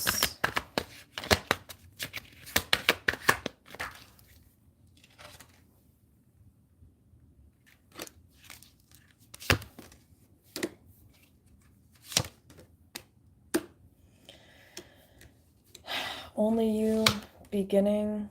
So I think she's basically just saying, like, the best advice that she could give is to not be afraid to go off on your own, not be afraid to start off anew. You are better off if you're dealing with somebody who's abusive. You are better off without this person, avoiding this person. Beginnings better off. Yeah, I mean, you are much better off walking away from this person before it's too late than ending up kind of in the position that she is now in, where she was apprehensive to leave, and time, you know, worked against her. So I think she is coming through to bring this message just to say that, you know, if she had more time, this is what she would do. But since she doesn't, this is what she advises, that if you are in a situation like this, it's not worth it. She couldn't see clearly, but now she can. Illusions. And deja vu, second chance, exactly. Don't allow yourself to end up in a situation like the one she's in. You have an opportunity, you have a chance to get away if you've dealt with a situation like this,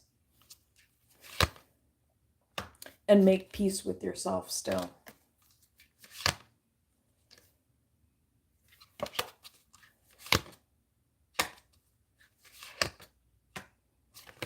I think she's pointing to, maybe instead of focusing on hoping for what will or could be with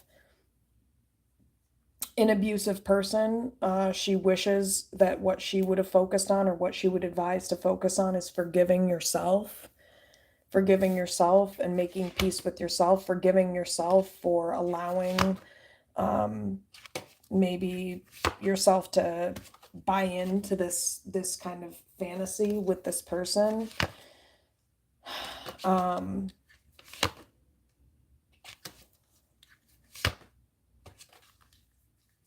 Maybe forgiving yourself for spending so much time following this person, or being misled or guided off the path. Because I think they're like, she's pointing to, like, she bought into this fantasy with Brian for so long that there were many consequences that came of it, and it's not just her life.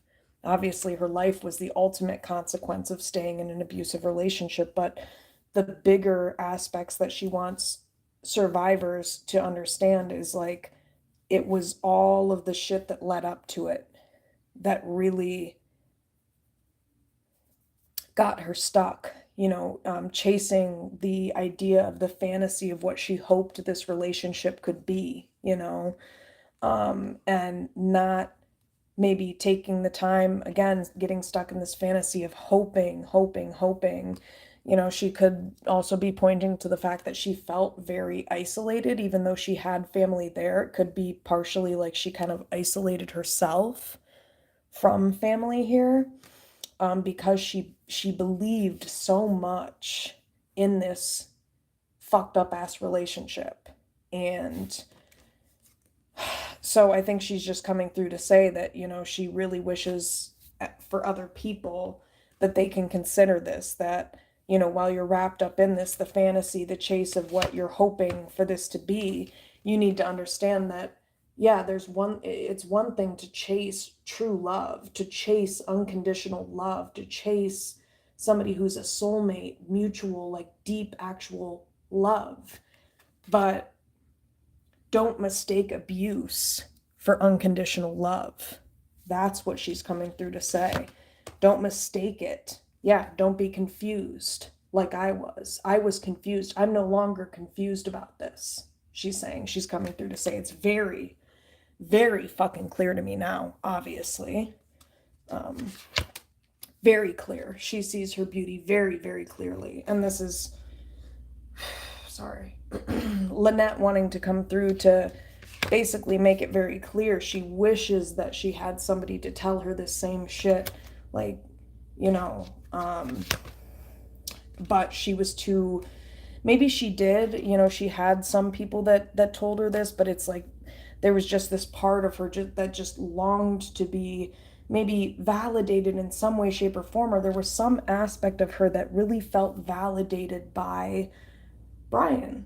Like there was some aspect of her that really felt validated, but there was also this missing piece of her connected to her ego that kind of kept dragging her along, or kept her longing for more of that. And so she's just pointing to some of these deeper aspects of what kept her stuck in this connection for so long, like these deeper wounds, and maybe I think, what's this about? I think she didn't understand these aspects of herself maybe when she was here, and so I think that's why she's pointing some of these deeper elements out, because it's like, when you pass over, when you die, first off, when you die in such a way that's very traumatic, and your spirit, your body is displaced from your spirit in a very traumatic way, your spirit doesn't just rest right away, obviously, which is why the veil is so thin, for like to pick up on Lynette's energy. But the other thing I was going to say is, like, when you die, you see and you understand things about your life and this life that you didn't understand when you were here. And I think that's what she's coming through to share, is just what she learned and what she wishes that her spirit essentially, and I keep hearing these wind chimes kind of randomly, which is interesting because,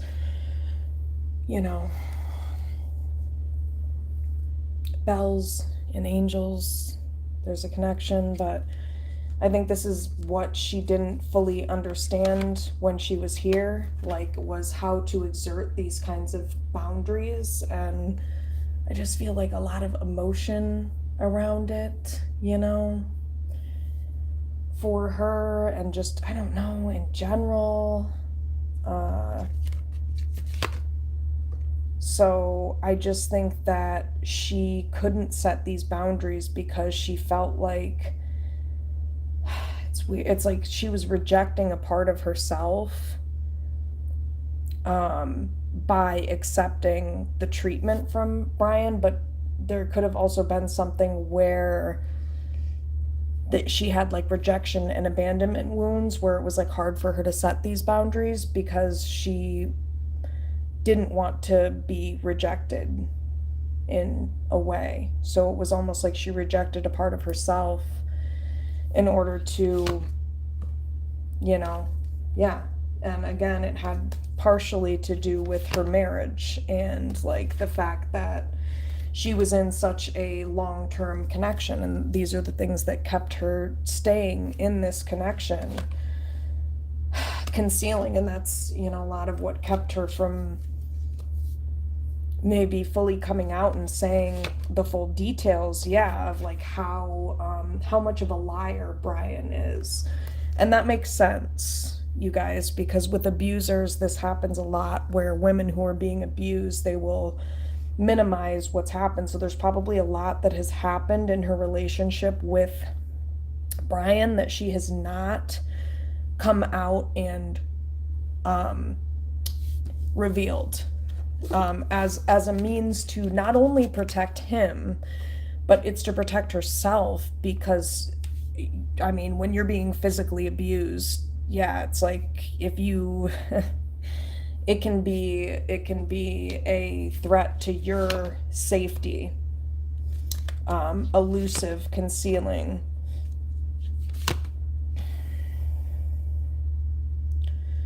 So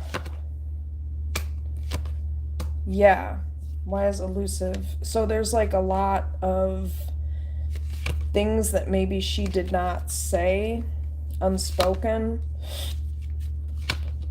There's a lot of things that she might not have actually revealed or conveyed about Brian, which again is very common in abusive relationships, to leave out a lot of like pieces of information. A lot of times you'll find that if you know somebody who's in an abusive relationship, like if there's been physical abuse, you might know about like one or two accounts. Like, I know they put their hands on them like a couple times, or that's very common for the victim to only speak on maybe a couple accounts of it, because they don't want to paint the person out to maybe be a certain type of way, but also there's the threat of their own safety too. So is there anything else you want people to know? Limit. There is an end point to this. There has to be somewhere that you draw a line when it comes to abuse, is what she's saying. It's like, don't allow yourself to get caught up in the euphoria of the relationship, because that is an aspect of abusive relationships, is kind of drifting apart and coming back together. And then when you come back together, there's this sense of euphoria, the hoovering, the person drawing you back in. And she's basically pointing out the fact that there's even a limit to that with abusive people. I mean, you really don't know where this person is leading you. And unfortunately with abusive people, especially if you haven't made peace with yourself, it can be very easy to get swept off into they're like swept into their world, and I think she wants to make it clear, limit, that you might think, limit, that there's always going to be another chance, because maybe this has happened multiple times, especially people who have been through physical abuse. It happens more than once, so it might be easy to get swept up into the idea that this person, they know their limits. They're not going to do that to you. They're not going to get to that point with you. And what she wants to point out and make it very clear is that, you know what, abusive people, they lack regulation. They lack emotional regulation, self-regulation. They lack healing. They lack the ability to take accountability and self-reflect. So one fucking moment of them losing it, that costs you. That's going to cost you. And it cost Lynette. And I think that's what she wants to get across, is that you may sit here and think that, you know, I have another chance. I have another chance. I've been in this relationship for 20 years. Lynette was married to this motherfucking bastard for 20 years. And she wouldn't have stayed if she thought this motherfucker was going to kill her. But she stayed because, well, a faulty thought that a lot of people who have empathy tend to project outward is that, well, other people are going to consider me in the same way that I consider them. They're going to have a limit like I do. No, they don't. And that's a big mistake to think, you know, and that may be, but it's common. So I think that's what she was thinking here, is that, you know, this one episode of tension, one episode of him being aggressive, well, that wasn't just going to lead to him ending it all for me. That's what she thought too. Emotional whirlwind. But again, she's just pointing out that abusive people are unstable, and you don't know what they're diagnosed with. They either have some type of personality disorder, there's something going on there emotionally that's off. And that should never be downplayed or discounted, even after 20 years. This is somebody who has not taken proper care of themselves or their mental health to know how to regulate, especially if you include alcohol or other substances. And so she wants to really get across that it was one moment. It can take one moment of somebody losing it, an abuser losing it on you, to absolutely end it for you. Yeah, farewells. And that's what happened for Lynette. So, I mean, we can avoid it all we want, or we can just get down to the motherfucking nitty gritty. I mean, Lynette was from Michigan. She's a Midwestern, you know, chick. She gets it. She's not no bitch. This is somebody who is a strong-minded individual. And so now she's not trying to beat around the bush, because it's like she's wanting to point out that this is not something that should be ignored. Just like somebody losing it once, past behavior is a very good indicator of future behavior. So if somebody is historically good at self-control, emotionally speaking, that means that in the future, that means in terms of what you can expect from their behavior, the likelihood that that's going to remain predictable in that sense makes sense and can be trusted. But somebody who is unpredictable, emotionally speaking, well, what do you think is going to happen in the future? Unless you set some very serious boundaries, like you need medicine, or you need to like go to a doctor and talk to somebody. I think that's what she's wanting to point out.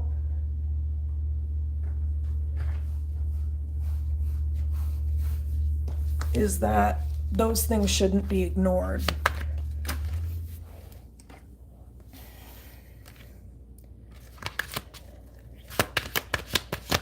All right. Is there anything else you want to tell us?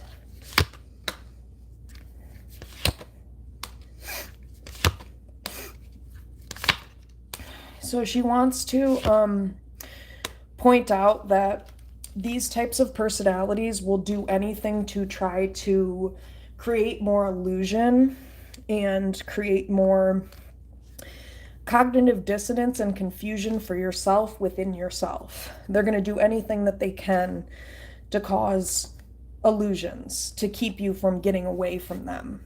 And she wants to point out that the more in tune you are with yourself, the more at peace you are with yourself, the easier it will be to get away. Why is vows reverse? I think part of it for her was she didn't want to like deal with another divorce or lose another marriage. That was what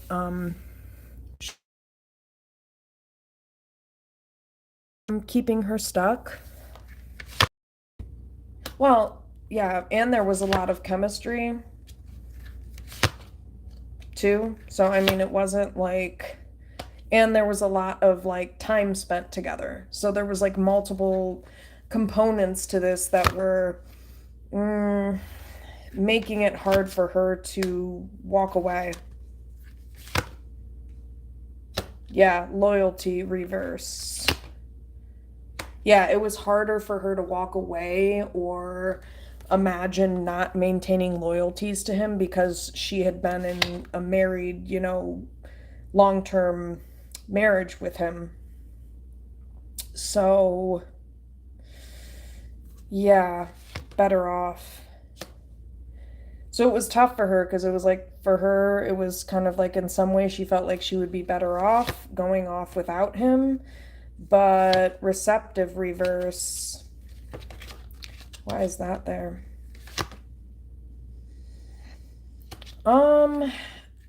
I think she's talking about the complexities of walking away from an abusive relationship, and she's talking about how like it's hard to walk away because it's not like you're going to get like some type of mutual agreement from this person like, yeah, you're right, like I beat the shit out of you, you should walk away. Yup.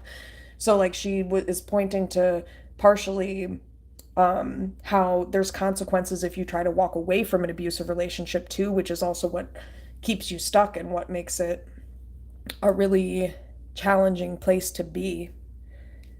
Because either way, you're dealing with somebody who's a liar. And so concealing, it's like trying to figure out how to walk away while not causing too much, I don't know, concealing consequences. So yeah, there's that too that she's pointing to. Like there's a lot of things that she didn't really verbalize as far as, I don't know.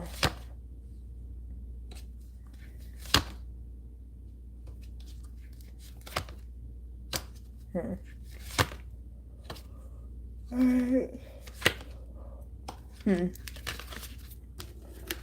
right, is there anything else that you want us to know? Oh wait, hang on a second, I just have to get a charger. 1 second. All right, I had to get the charger. So, anything else?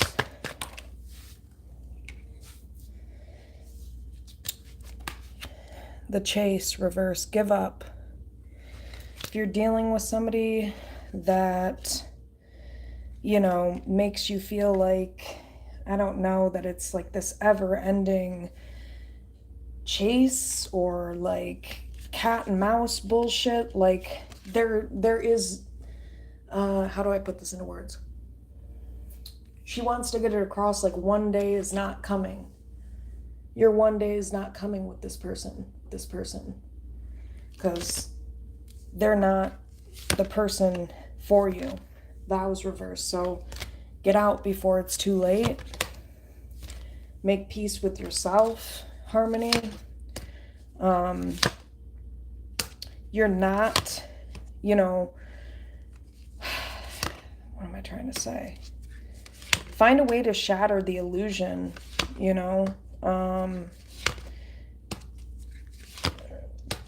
yeah, illusions. And also, there could be something here where it's like you may feel like you're the only one going through this, or you're alone in this, but you're not. Reaching out for help There's a lot of different resources for survivors of abuse. They have online support groups. You can literally just like Google it. They have hotlines you can call, people you can talk to 24/7. And really, I mean, she's just saying, like, get out, let go, stop going along with the narrative. Yeah.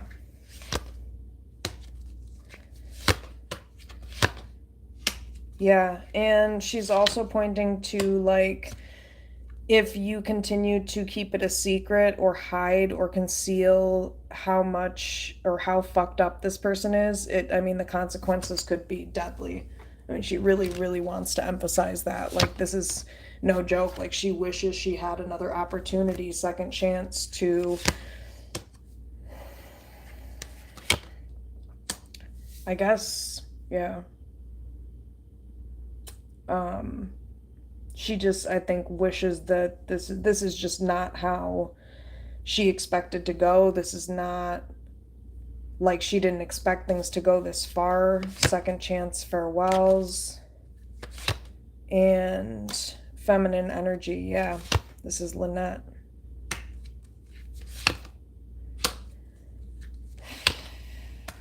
And I think that she's just pointing out, like, you really think that there's not going to be an end point to this limit, like, but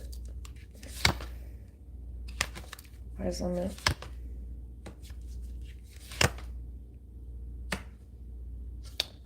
I think that she is just pointing out the fact that there is, and that don't allow time to pass and to get don't, I don't know the word for it. Don't allow time to get away from you, and you will be better off. Like, just, it's she's basically saying, like, go on your own, and in time you will have the epiphanies that you need to recognize that better off. Like, you ultimately are much better off without this person. If you're dealing with an abusive person, like, it's all just fantasy and infatuation, and this person, you know, makes you feel like, this person might even, manipulative people even might include, like, oh, it's a soulmate connection or whatever. No, it's not. Not if they're putting their hands on you. Heart fog, yeah. That's, yeah, good way to describe it. Heart fog. That's what confuses you. Heart fog. So, avoid this person. Avoid abusive people. They're liars. And as painful as it may be, beginnings, I think she's just encouraging you to set boundaries and go your own way, no matter how long you've been with this person. Like, there's no amount of hope that's going to fix an abusive person. There's no amount of marriage or commitment or established connection that is going to, you know what I mean? There's no amount of apologies that this person gives you if they're an abuser. There's no amount of apologizing that they're going to do that's going to fix and fully breathe life into you the way that you're needing nourish. Don't allow your pride to get in the way of what you know, longing you deserve, that you've been looking for. Again, she just emphasizes to really look within yourself, look at your own beauty, and what? I think she's just saying, like, you know, it's very clear to her now, mirror, like, she's not confused at all, confusion reverse. She just is looking at the fact that, like, these are all the things that she was not receptive to, receptive in reverse. Receptive reverse. Yeah. She clashing. needed to do some healing and cleansing herself, and she needed to, it looks like intimacy reverse makes sense of like the difference between actual emotional intimacy or like intimacy in general versus like attachment or other things or admiration or whatever. So, anything else you want to tell us?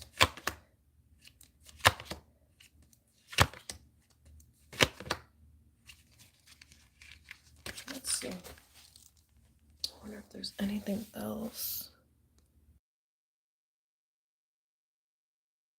I don't think I'm going to make it too much longer because I think we've gotten everything out, but anything else?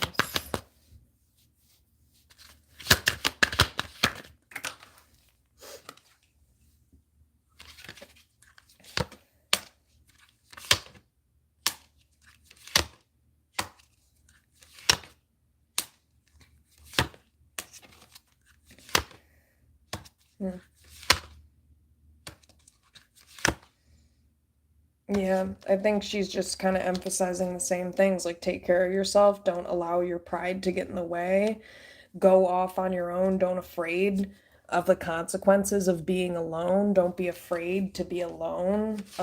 There's far worse consequences than that, you know, don't get caught up in the euphoria. Deja vu is like, don't end up in the same situation she basically ended up in because she didn't listen to the people around her. Receptive reverse, deja vu, don't let the same shit happen to you. Like, she's not confused anymore because Lynette has passed over. She's passed on. She's not here anymore. So when you, like I said, when you pass on, your spirit becomes extremely clear about the lessons that you were supposed to learn while you were here. And so that's why she wants these messages to come through, because she wants to make it very clear that, you know, this person's a fucking liar. This Brian Hooker is a fucking liar. And she wishes that she would have seen her own beauty enough to break free, you know, longing. But she recognizes that she avoided maybe some type of opportunity to get closer to spiritual connection. Yeah, it's like she's pointing out like she needed healing or some type of connection with a higher power, spiritual connection, some type of grounding, it looks like, and she's not conflicted about this anymore, you know, conflicted, reverse. So I think that loyalty, she's also pointing out like the main person that you should be loyal to is yourself. Loyalty mirror, like in terms of situations like this. Yeah. It's just, it's not worth it. You know, it doesn't matter how long the connection, no matter how deep the chemistry that you have with the person, misunderstood. Because I think she's looking at the fact that misunderstood resentment, that she may have misperceived like what she thought was like depth for really just, I almost want to say just like unhealthy connection. Yeah, infatuation. So fantasy. So she realizes this now, that all of this was fueled by her hope, and that she wishes that she would have set herself free and set boundaries and made peace with herself. So she would have been much better off than well, how she is now, obviously. So she let time get away from her, or she allowed time to conceal the truth of the reality of this connection. And she wants to make that clear, that just because she was in this connection for 20 years doesn't change the reality of who this person is. Like, make no mistake, she didn't, it's not unconditional love. Vows reversed. She should have, I mean, she's pointing out she should have divorced Brian Hooker. She should have left him a long time ago. Yeah. And because she didn't, well, like we said earlier, like she said earlier, he did what he did to her. And so, like she said, one day never came for her. That one day never came. It's not going to come. So don't make the same mistake that she did.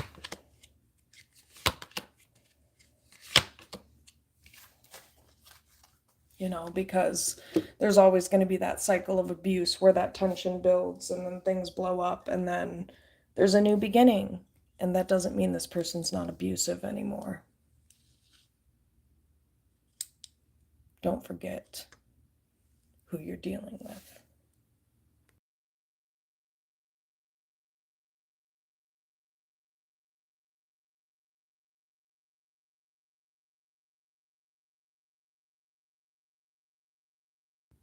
All right, I'm just going to see if there's any last messages, and then I'm going to get off here.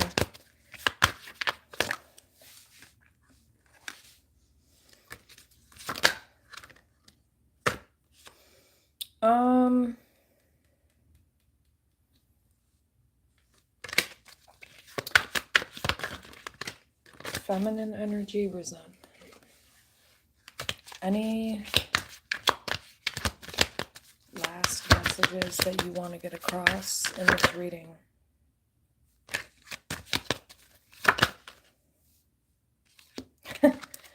She just wants to make it extremely clear Brian did this to her. It is him who did this to her. Like, she just wants to make that very clear. And if she had a second chance to do things differently, she would absolutely get the fuck away from this bastard. Because, like, losing him, or how do I put this? Like, this was not worth losing her life. She would have much rather lost him than this.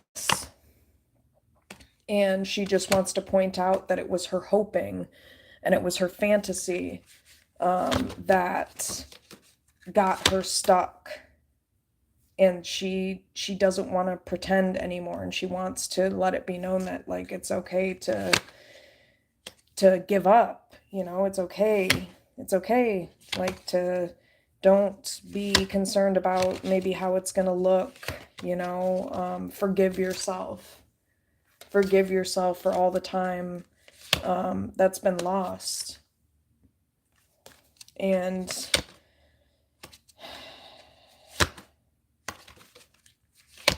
let's see. You know, I mean, she's just pointing to the fact that, like, it's gonna be conflicting. It's not an easy situation to walk away from. There's gonna be a lot of internal conflict that comes from this. There is gonna be a lot of longing, because I mean, abusive people are not all bad. She emphasized while I was doing the reading, and she's emphasized multiple times, or before I did the reading, and has emphasized while I've been doing the reading, that, you know, there were parts of the relationship with Brian where he really made her feel beautiful about herself, and she made that very clear.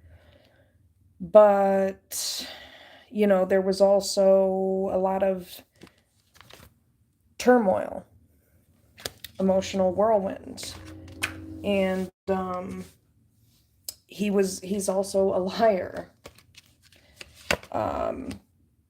And she's not confused about that anymore. I mean, she just keeps making this clear, is like, she can see all of this clear as day now that she's not here.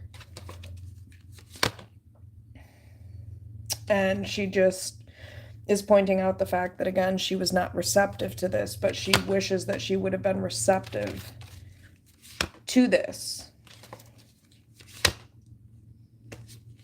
And had she been, you know, she recognizes that she could have prevented a lot of despair. But, let's see.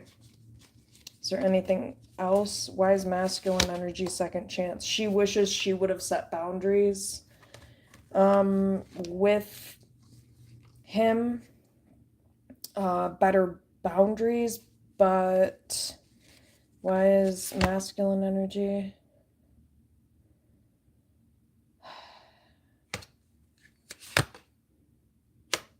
Yeah, you know, she's pointing to Brian Hooker, like he did it, and I think she just probably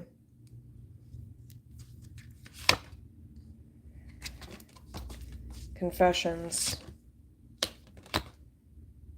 Yeah, but he's not gonna, like, he's not speaking that out loud, obviously. So, confusion reverse. Yeah.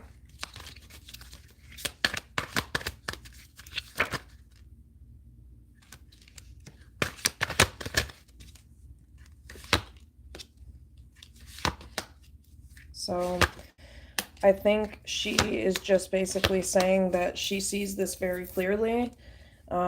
He's not an honest person. She recognizes that this is not true intimacy or like a healthy connection, and she realizes consequences that it cost her. And it cost her because she was confused and thinking that this was love. Heart song, you know, when she wishes that she would have taken care of herself, set boundaries, and gone on a different path. She also wishes that maybe she would have told somebody. Confessions, like the degree or the depth of the severity of what was going on, but she also points out that she had too much pride with that as well. She avoided being completely honest about what was happening to her because ego, it's really what it looks like. Pride, avoiding. Yeah, she admits that she didn't speak on these things, which is common in abuse, because it is shameful, or it can be shameful rather, for people who are survivors to speak on what they go through. And then there's also like a sense of loyalty that she really felt towards him. Like, you know, she kind of felt this sense of, which again, common with survivors of abuse. It's like, well, yeah, what you're doing is wrong, but like, you're loyal to me. At least you're in a relationship with me. At least like this is between you and I. She could have had some type of thought process like that. And she may have, in some way, shape, or form in her mind, like, what am I trying to say? Justified it by using that, you know, or saying that. But now she realizes that she would have been better off walking away. So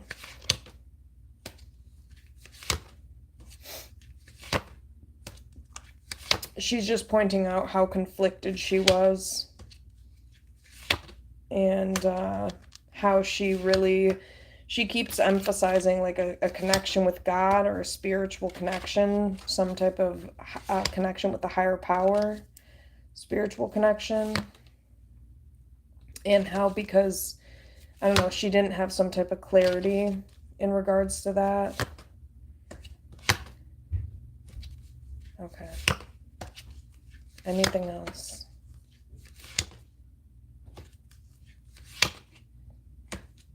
Yeah. Also, she wants to point out that she mistook some of the intensity of emotion coming from Brian. She took some of this intensity of emotion, this passion, and maybe then him coming back and apologizing. She took all of this as like unconditional love, and I think that she just wants to point out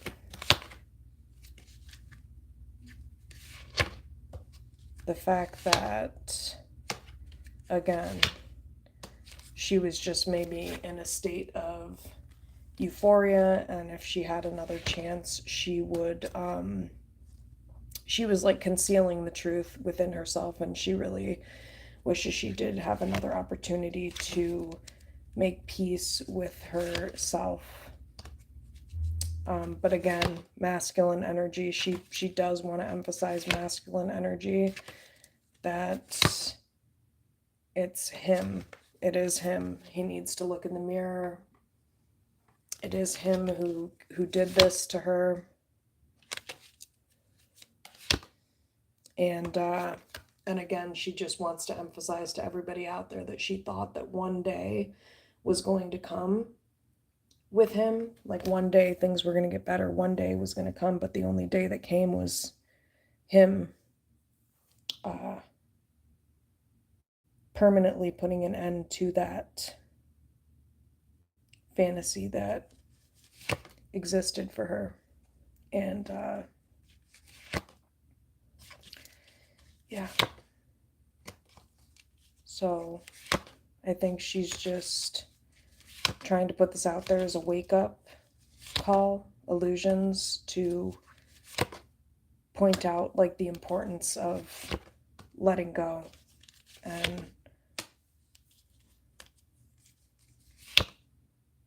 distancing yourself, walking away, and recognizing that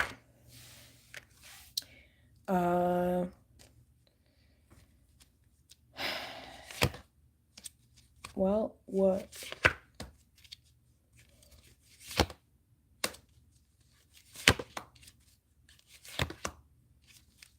I think that's it. I think it's basically like she just is trying to get across that don't let the same shit happen to you that happened to her.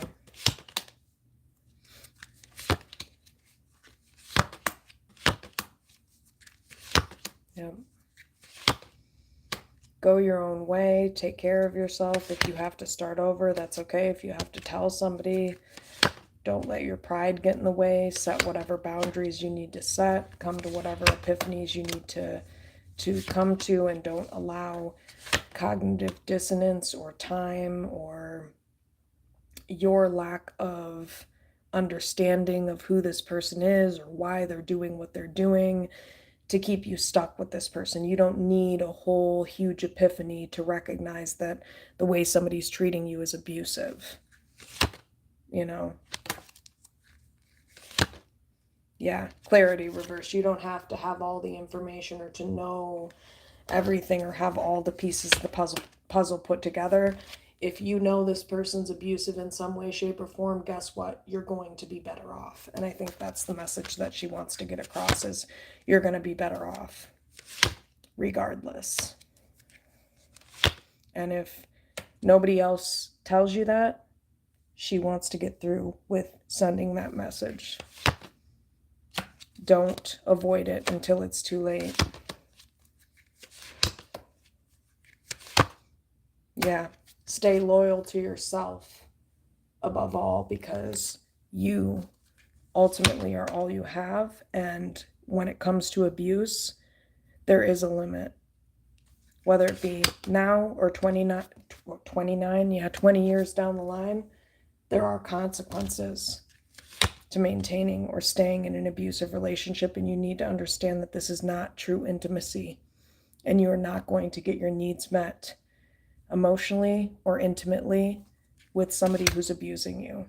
This person is lying to you. It's a lie. It's a lie they're selling you. It's a lie they're telling you.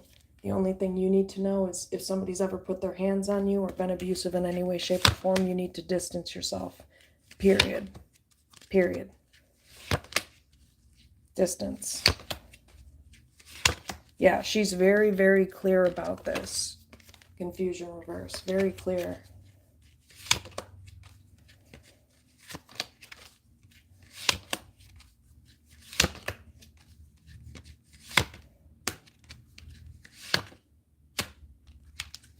Yeah. She's just saying basically she bought into the illusions. She wasn't receptive to these things. And if she would have let go, she would have prevented a lot of issues. But, you know, now shattered, second chance. Yeah. Vows reverse, second chance. So just kind of repeating the same stuff. I think that's all she really has to say. Yeah.